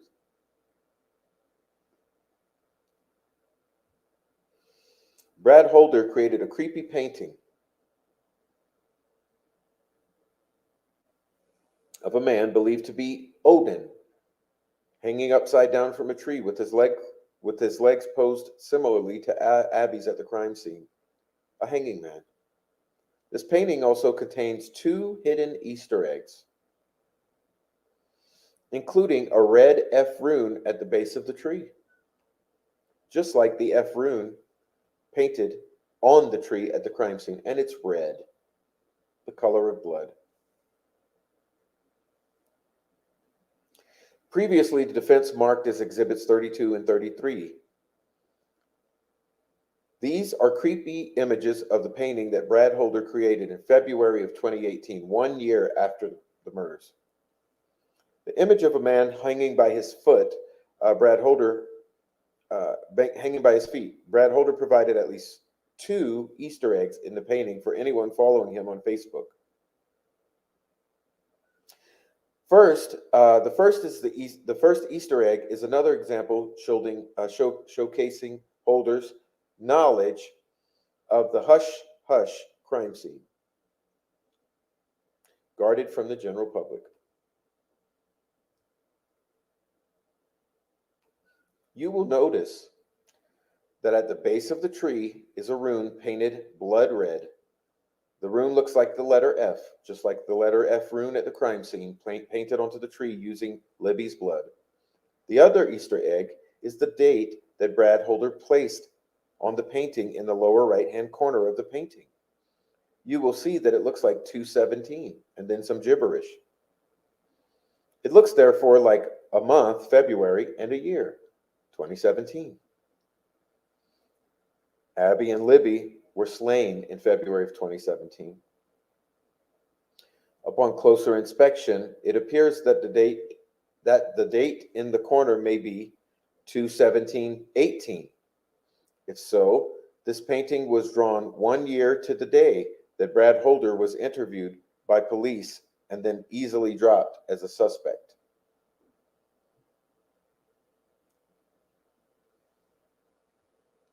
Is this just a fluke that Holder painted a red F at the base of this tree almost 1 year to the day that the girls were slain, when the crime scene was a guarded secret? Is it just a fluke that the date in the right-hand corner of this eerie painting shows 2/17?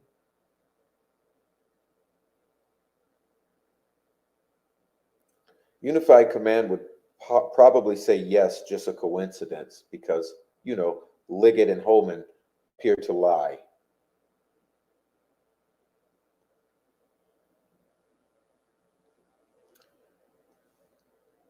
In 2016, Brad Holder video from his Facebook page shows a pagan ritual with the most important part at the very end. A man that looks like Patrick Westfall appears to be using his fingers to paint a tree. Libby's blood was found on one of the trees at the crime scene in the form of an F, a large F, that someone painted onto the tree using their fingers or some type of utensil.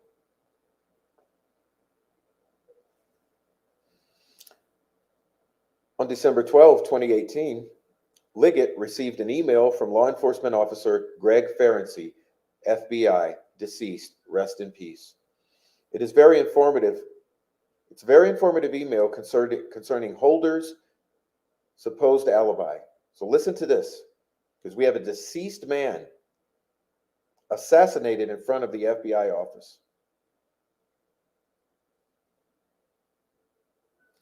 He had sent Liggett an email concerning Holder's supposed alibi and the investigation into whether Holder dumped his old phone and received a new phone number, and also whether Holder sold his vehicle after February 13, the day of the alleged murders, the alleged day of the murders. Find attached a copy of this email marked as Exhibit 48. The very last paragraph discusses a ceremony that Holder videotaped in Fort Wayne in 2016. Okay. Ferenczi left a Facebook link as well so that Liggett could watch the ceremony. This video was not turned over to the defense until the defense made the specific request for the video sometime in August 2023. The defense has made a copy of this 2016 video of the Odinism ceremony in which Patrick Westfall appears to be painting on a tree as Exhibit 49. The defense is providing that video as well as other exhibits referenced in this memorandum directly to the judge's staff in the Allen County Courthouse. This roughly 25-minute ceremony itself is odd. At the beginning of the video, Brad Holder is revealed as the person videotaping the ceremony. During the last few minutes of the video, when the presumed Odinites are dumping water at the base of the tree, you see a man who appears to be Patrick Westfall enter the scene. Once he is at the tree, you can see this person use his hand to what looks like mark the tree. Unfortunately, the viewer cannot see what the word, letter, or symbol this person is marking, what that letter, word, or symbol is that he's marking. The marking appears to occur at a similar height from the base of the tree as the marking of Libby's blood was in the crime scene photos.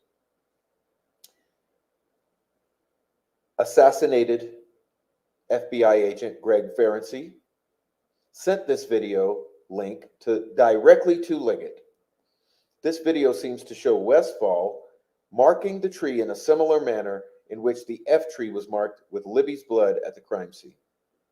Even Ferenczi commented on Westfall marking the tree in the email. Yet Liggett either intentionally or recklessly disregarded this evidence, potentially linking both Holder and Westfall to the crime scene.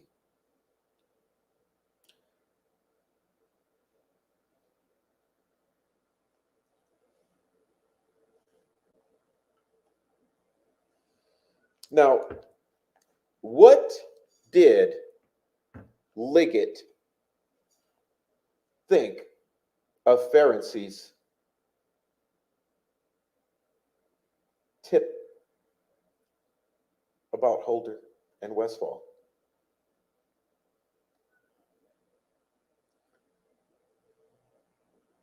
Did Liggett share with anyone that Ferenczi had shared this information with him?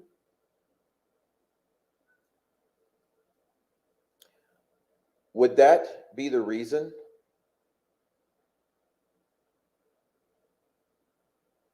that someone shows up well armed to Ferenczi's place of employment, lured him out of the building, and then shot him like a dog in the parking lot?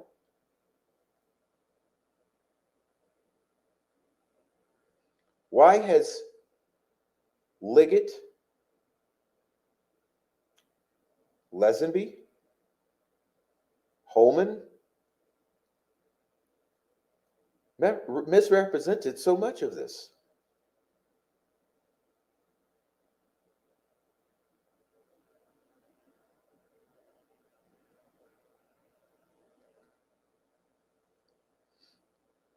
Guys, I believe I've read enough today. It's a lot of reading. We will save the rest to continue on in the next episode.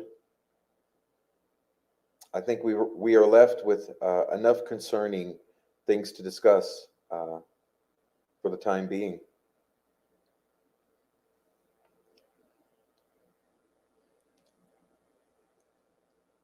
Please give me a moment to transition and get something to drink, and then we will get into the chat with the group.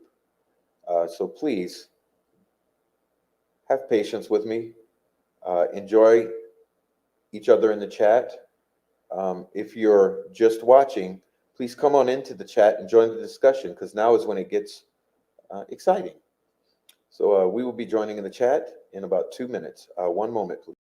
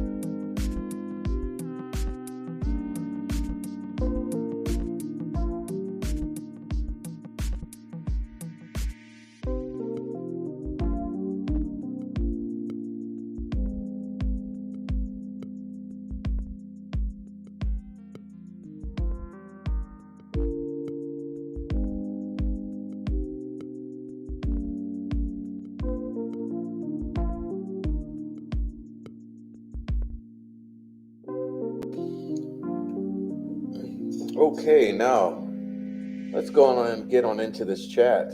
Let's see. All right.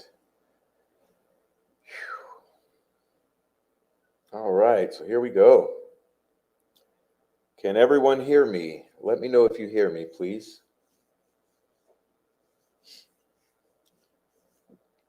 Welcome, ACV. Welcome, ACV. Let me know if you hear me, please.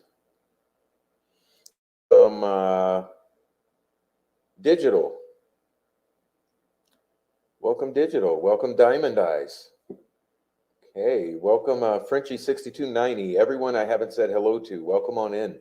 Thank you for being in discussion. Lisa, welcome, Lisa. Jojo. Who else we got in here? Jen, welcome. Rachel, I said hi to you already, but hello again. And everyone else, okay? Everyone else in here. Okay. Now, let's see. Well, we have a lot to catch up on. I got to get back, right? I got to get back here. Let's get back to, we'll try to go back in time and catch up again. But this is going to be this is going to be very, very difficult. So here we go. All right, here we go. We're going way to the beginning. And I'll skim over a lot, but I'm going to see anything spicy that I missed from you guys. Okay. And we'll try to hem it up in the next 20 minutes. Okay, we got 20 minutes. Try to get out of here in 20 minutes. All right. All right, here we go. Let's see. So I'm going to start off with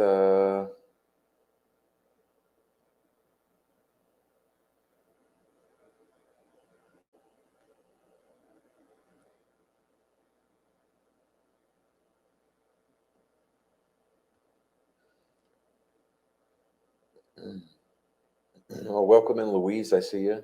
Welcome in, Blondie. I see you. All right, let's see.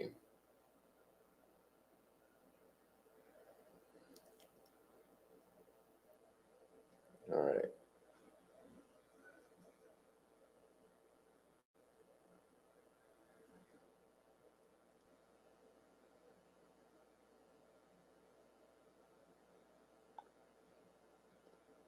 I'm just overlooking a bunch of stuff so we can shortcut this.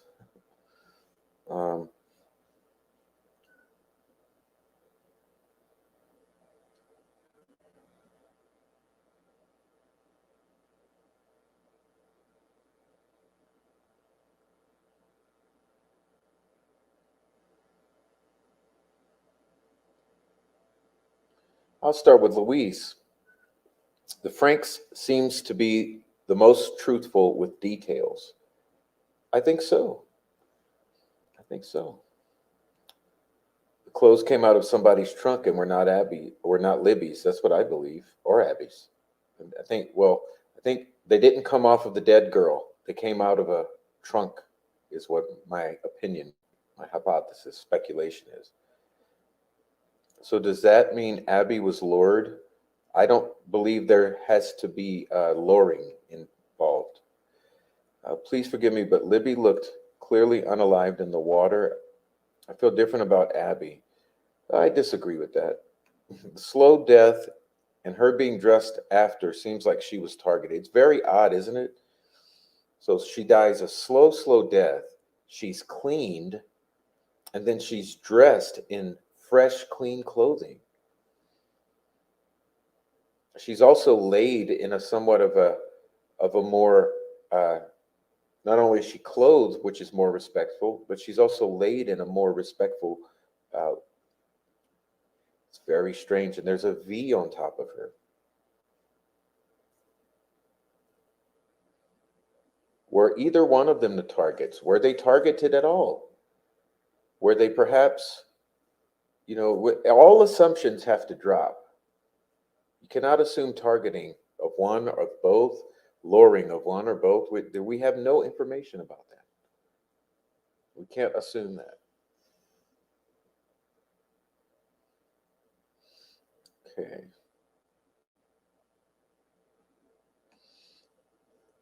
Patties are responsible, whereas Derek Cody never mentioned. Oh, and the Shack. That slug Shane Evans, yeah, and Toe Blasenby. Squirming, yeah, they squirm, they lie. Nick McClellan, looking like a liar. Uh, it's just what it's this. This is what it appears to be. Jack Duty. This is what it appears to be. But what do we know? Anyone ever try getting a pair of Chuck Taylors on someone else? Yeah, like I said, tight jeans and Chuck Taylors. I mean, come on. It's nearly impossible. Nearly impossible.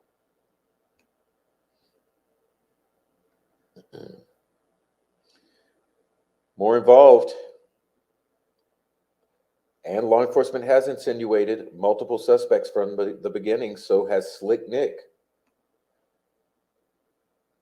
All right.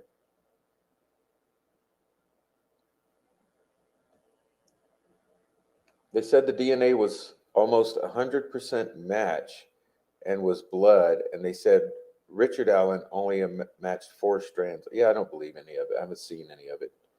Caitlin, welcome in. I see you, Caitlin. Thanks for coming on in, Caitlin, and saying hello. Okay, 4 Pits in here. Speed kills. Welcome in, 4 Pits. Diamond Eyes. Hey, Diamond Eyes. Welcome in. Hello. And Unraveling here. Hey, welcome in, ladies. And Tober. Welcome in. Stopping in to say hi. We'll catch the replay. Thank you so much, Unravel. Welcome in. All right. All right.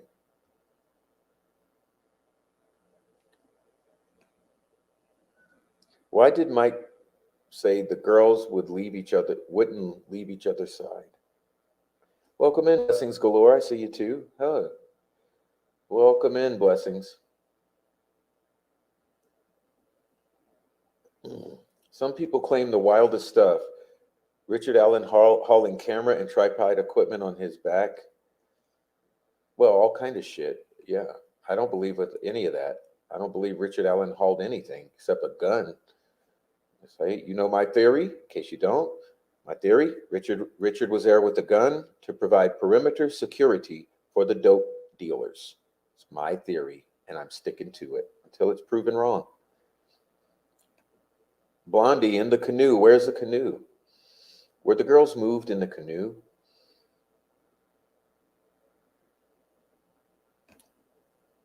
They didn't believe Richard Allen went to look at fish on the high bridge. They said the water was not clear, but you could sure see them jumping and lots of ripples. Hey, guess what? You can see the fish perfectly. The water is crystal clear and from the high bridge. I've been there, done it.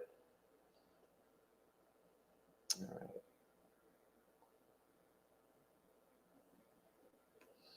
Yeah, all the convolution about the convoluted jacket colors.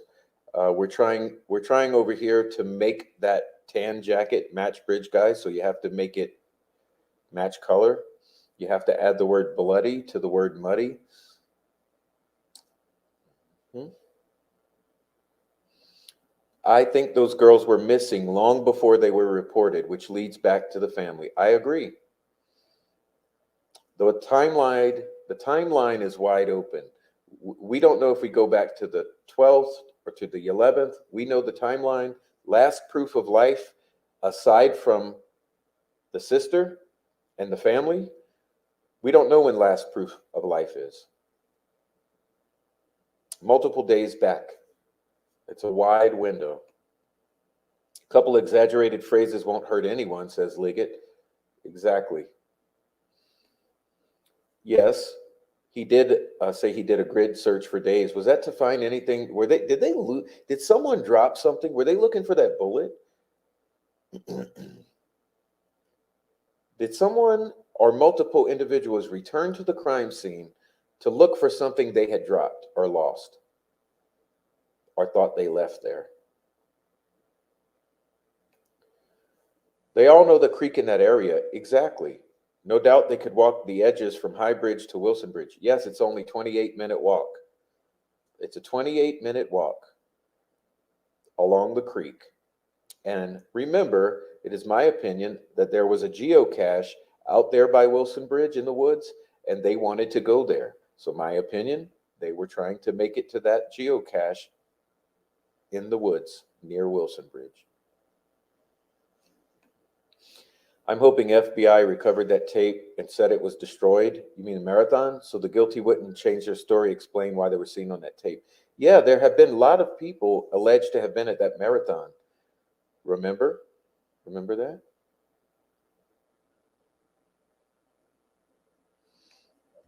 Mm.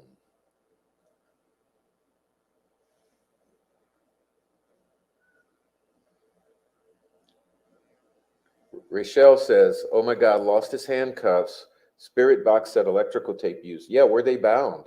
Were they bound by rope, tape, a belt?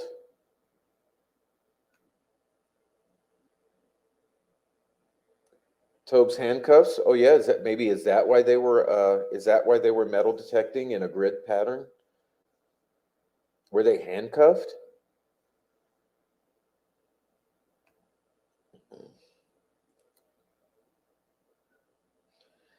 Anyone who had Libby's passwords could have been communicating with Shot's account or her mother that Monday morning.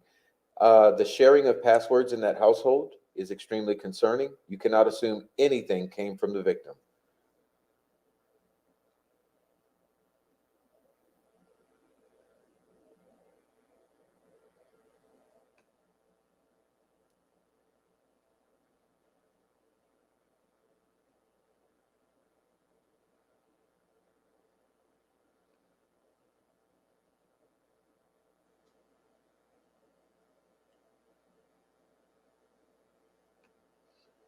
Who thinks Libby didn't even have her own phone on the 13th? Me, because I know the FBI basically found that the phone was dropped off at the crime scene at 1 p.m.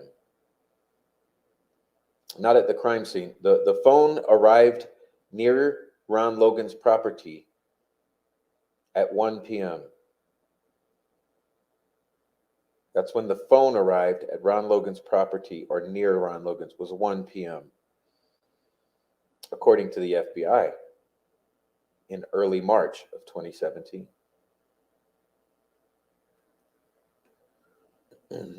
I hope they have the best of the best phone data investigative team on this case. Well, remember what Doug Carter said: all federal agencies, really sounds pretty big and pretty powerful to me. Prof can read well. I couldn't. Well, you hear me stammering every other word. I stammer a lot. Okay.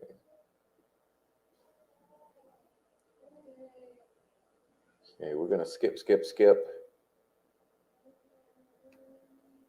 Okay. Just a moment. Okay.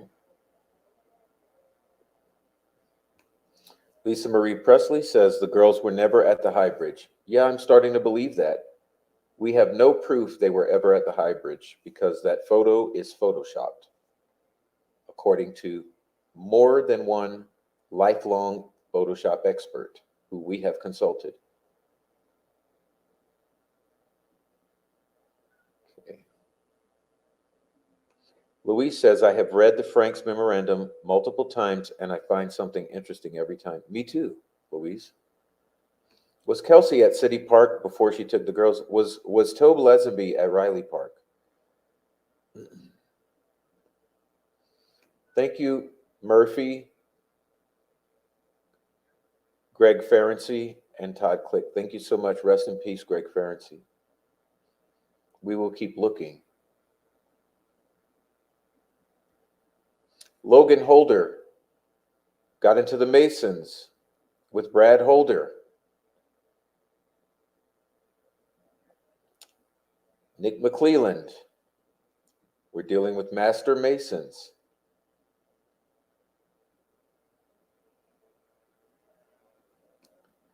Hey,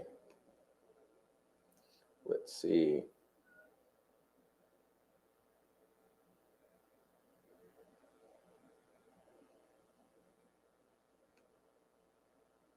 All right, I'm trying to catch up with you. Please forgive the delay, but I don't want to miss too many comments here.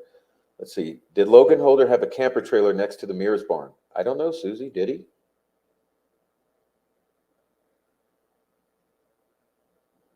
Gabe Ellis and Brad Holder, enforcers for Judge Fout's Lafayette Boys Clubs. Lafayette Boys Club.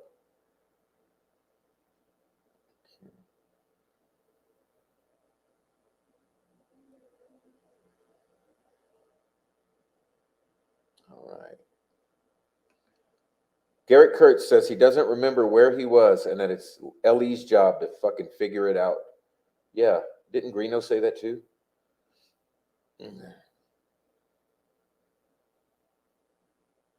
Greeno and Garrett Kurtz say, fuck you, figure it out. I don't know where I was, but I was in Delphi. So did Keegan Klein. We were in Delphi. Westfall said Holder didn't have the heart to kill Abby and Libby. Yeah, but seems like Holder feels Westfall did. Okay.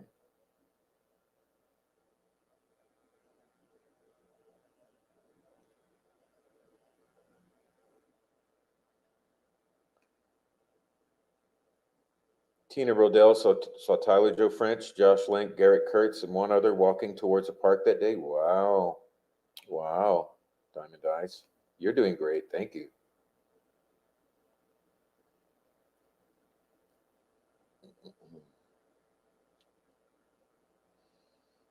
Okay.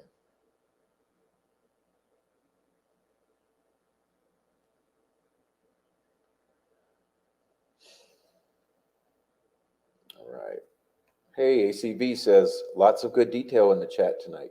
Great job, chat. Great job. Let's see. What about Ellis and the paper license plate? This is a little too coincidental to be dismissed.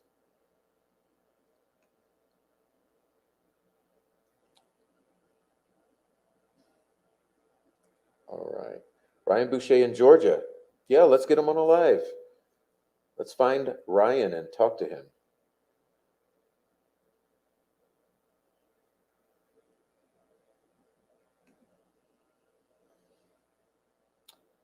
The car went back to Tyler Joe French or the tags of Kokomo with Gabe Ellis' car. Well put, exactly. All right. Ooh, excuse me. All right. Could paper tags explain why Gabe Ellis was picked up the next day?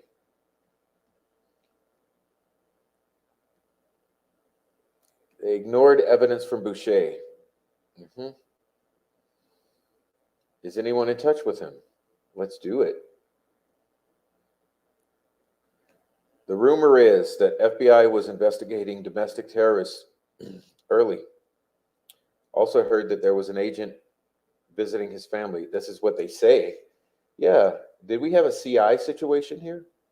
Are we dealing with a CI situation with Tobe Lesenby and others?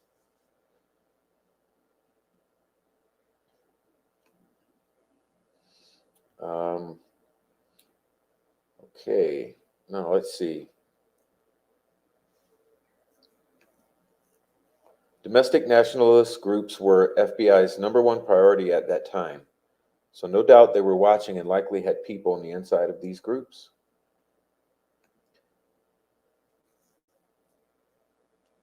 Westfall's crew were Vinlanders and Firm 22. Okay. All right. Lisa Marie, I heard that, but it looks like others had. I learned something new every day.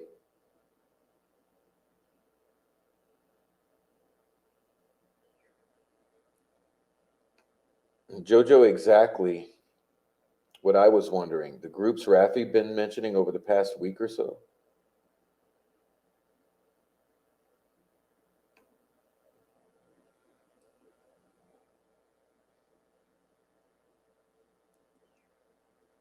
Everyone gave him a hard time, but that's when he's on to something. Yeah, and poor Mr. Greg Ferenczi. I think he was targeted for this stuff. The Odinist. The Odinist, my theory My working hypothesis, my feeling is that Ferenczi was targeted because of this reveal of the Odinist. Okay.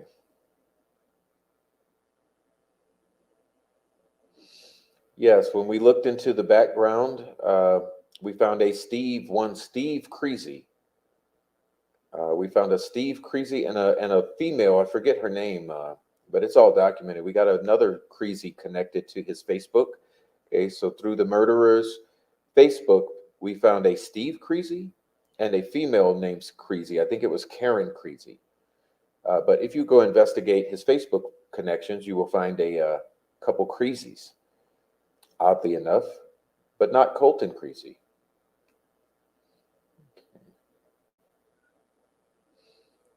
All right.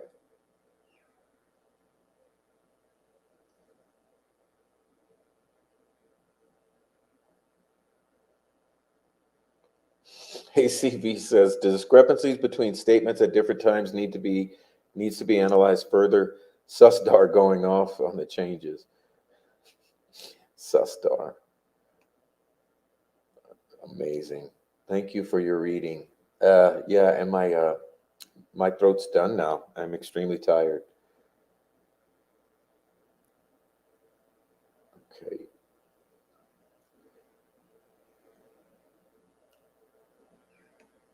No, I didn't lose her permission. The thing is, it's not in this app that I can play it. Okay. So I'm going to be working on getting that back together. But at this time, Good Vibes, you just have to go play it on YouTube. Go type in Good Vibes and you'll find it. And go listen to it after the show. But I'm sorry I can't play it for you. It's not installed into my into this into this software at the moment that I am using to stream, StreamYard. Um, I'm going to be working on figuring that out. Okay. Rafi has been on this angle a long time. Yeah, Rafi's been on a lot of nuts. He's been doing a great job. Okay. The JTTF was following the Norse groups closely in 2016, 2017. What is the JTTF? Would you mind elaborating on that? All right. No, he was not killed by Molotov cocktail. He threw Molotov cocktails at the FBI building, okay, in order to cause a disturbance to lure the agents out of the building, and that's exactly what happened. And when Ferenczi came out, he shot Ferenczi. He started shooting at Ferenczi, and Ferenczi returned fire, and he was injured. And because he was injured, he was shot. Uh, he got into his truck and drove to the hospital. This is how he was caught. But poor Mr. Ferenczi, he died from his injuries suffered as a result of this attack. So first the Molotov cocktail was thrown, and then the shooting began when the gentleman came out of the building. Okay. Okay. Looks like they were trying to work their way into various 2A Patriot groups. Yeah, they were trying to, it's basically like, what do you call it? They were co-opting, okay, they were co-opting the actual Patriot groups. You know, they were good actual Patriot groups. Real good, normal conservatives. And there was a big effort at this time prior to 2017 of the co-opting of these groups, the infiltrating and taking over of these groups and making them more extremist, okay? Bringing them from the middle all the way to the furthest right possible, such that they loop back around to the left. All right. So let's get down to it. Is Alan connected to Flora? Let's figure it out. Is Alan connected to the victims, Abby and Libby? Is Alan connected to Holder or the Odinist? Is Alan connected to Tony, Keegan, or Dropbox or Anthony Schatz? Is Alan related to being Papa Smurf and passing pseudoephedrine out of CVS, utilizing his position as a pharmacy manager, such that others can manufacture methamphetamine. Is that how he's connected to this group of individuals who are, for the most part, methamphetamine manufacturers and dealers? The V symbol is for women in the Brotherhood cult. Yeah, it could be for the Vinlanders. Okay. Is he the papa to the Smurfs? That's what I'm saying. That's what I'm saying. And those idiots on the other channels, Frank Meister in particular, he's mocking me about the Papa Smurf and and Coach Kev. But I mean, they just don't understand. I mean, you mocking me for saying Papa Smurf? Obviously, you don't understand how that worked, and that CBS was one of the main problems in regulating pseudoephedrine because they had such loose safeguards. As a matter of fact, if you were to Google pseudoephedrine smurfing and CBS, you will find multiple lawsuits uh, because of the lax controls that they exercised over the pseudoephedrine at the time these regulations came out. They were sued by multiple states and lost or settled. Okay. All right. Okay. I cannot believe the crayon has not been investigated more in detail. Okay.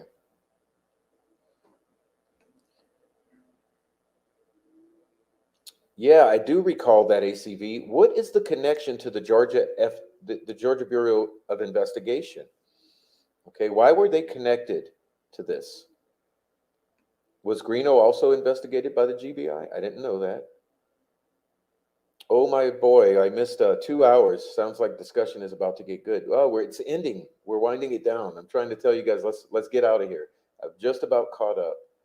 But Greeno's lawyer was Fouts at one time. Yes, Fouts is related to each of them, in my opinion. Yes. Okay. All right. Georgia, Georgia, Georgia.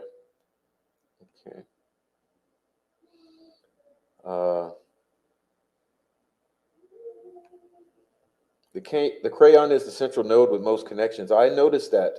I have noticed that, ACB. We need to get in touch with Ryan Boucher. Let's talk to him. Ellis was arrested for having Sierra's 16-year-old niece to Karina McClurkin kidnapped. Okay.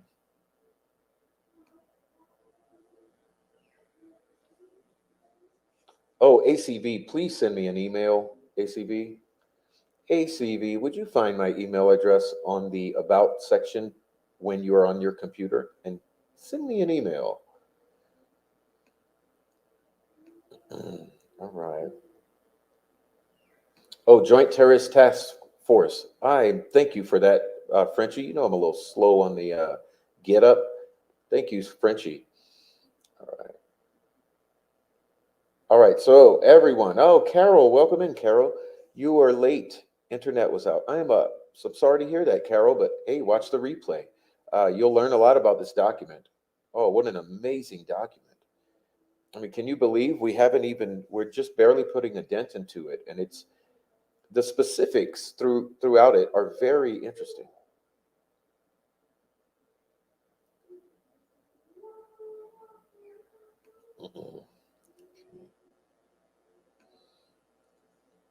Is Canada a non-extradition state, ACB?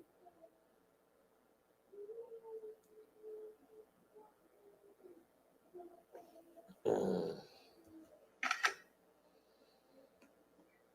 Well, look here. We have a prof. You look awful. Well, gee, thanks. I mean that in a concerned way. No, you don't. You're a troll. You need some rest or something. Yeah, here's what I need to do. Boot you the fuck out of here. Thank you. CBS records. Mike Cunningham says CBS records of sales may be in court evidence. Yes. Do you remember that they got video? They did a search warrant for CBS, so they did obtain evidence from CBS. So it'll be interesting to see what is produced. And like I said, anything could be in that evidence. Okay. All right. Well,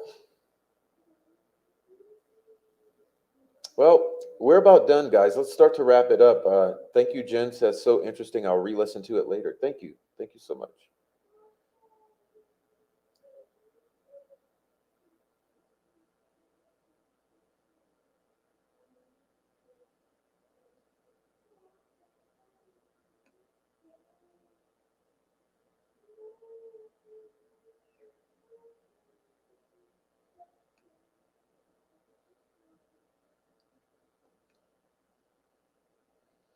All right.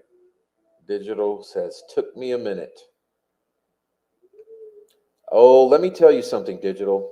This is people are not going to be happy with me, but there's a whole lot of hiding in plain sight. And I think you will be astonished. Remember those statements? People would be shocked. People will be shocked. I think there is so much hiding in plain sight with the Delphi murders that the world will be shocked for years to come. No one will believe what transpired. All right.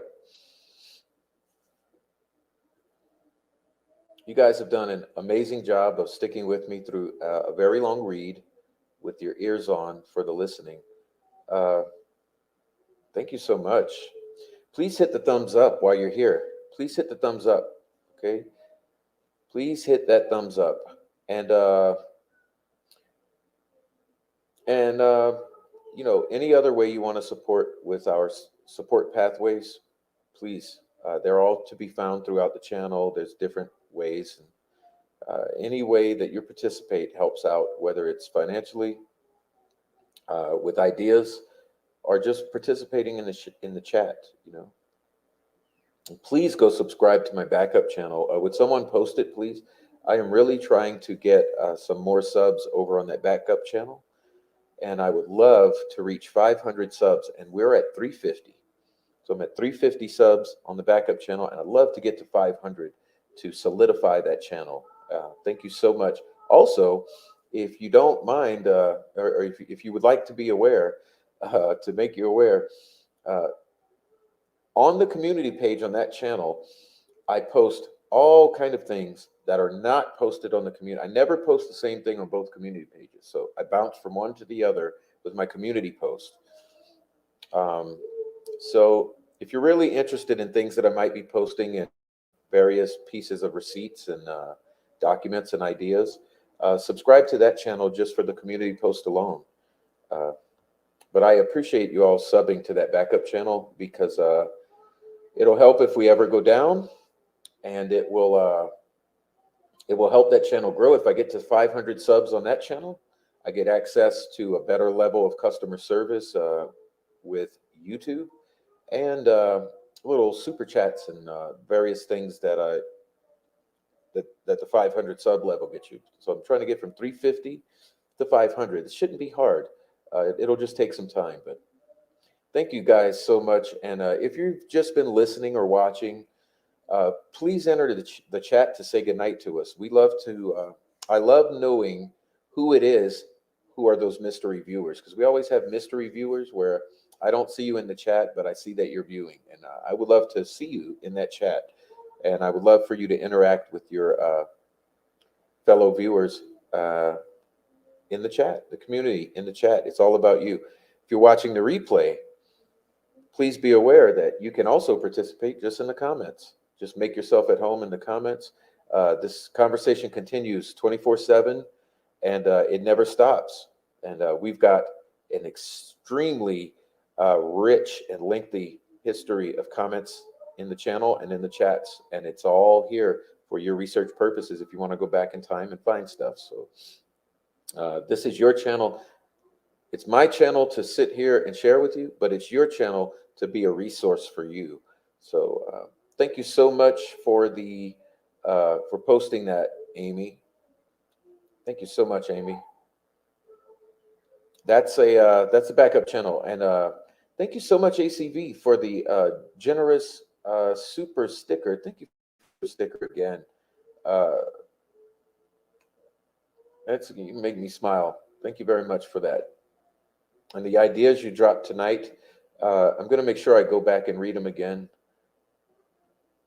Thank you so much. Oh, there's a new members video, ACV. I hope you see it at some point and enjoy it. You'll find the new members video extremely interesting, ACV. It's in the member section for videos. It will be made public at some point if you're not a member. So don't worry if you're not a member. It will be made public at some point. Okay.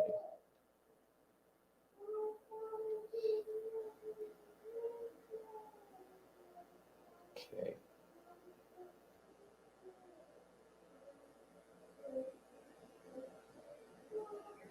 All right, I'm reading you guys. Oh, yeah. Nancy Drew. Okay, Nancy Drew says, is Gabe Ellis deceased? And Frenchie says, no, in prison, eligible for parole in 2030. And what else did I miss? Yeah, until 2030. Let's hope he doesn't ever get out. Let's see. Luis Cuevas is mentioning a case she's interested in right now in North Carolina. I'll have to go look at it, Louise. Yeah. Frenchie and Blondie. All right. Thank you, ACB. Okay, let's see. Blondie. I appreciate that help and that input. Why am I not seeing Blondie here? You guys are referencing Blondie, but she said I don't want to put that on the screen. Thank you, Blondie.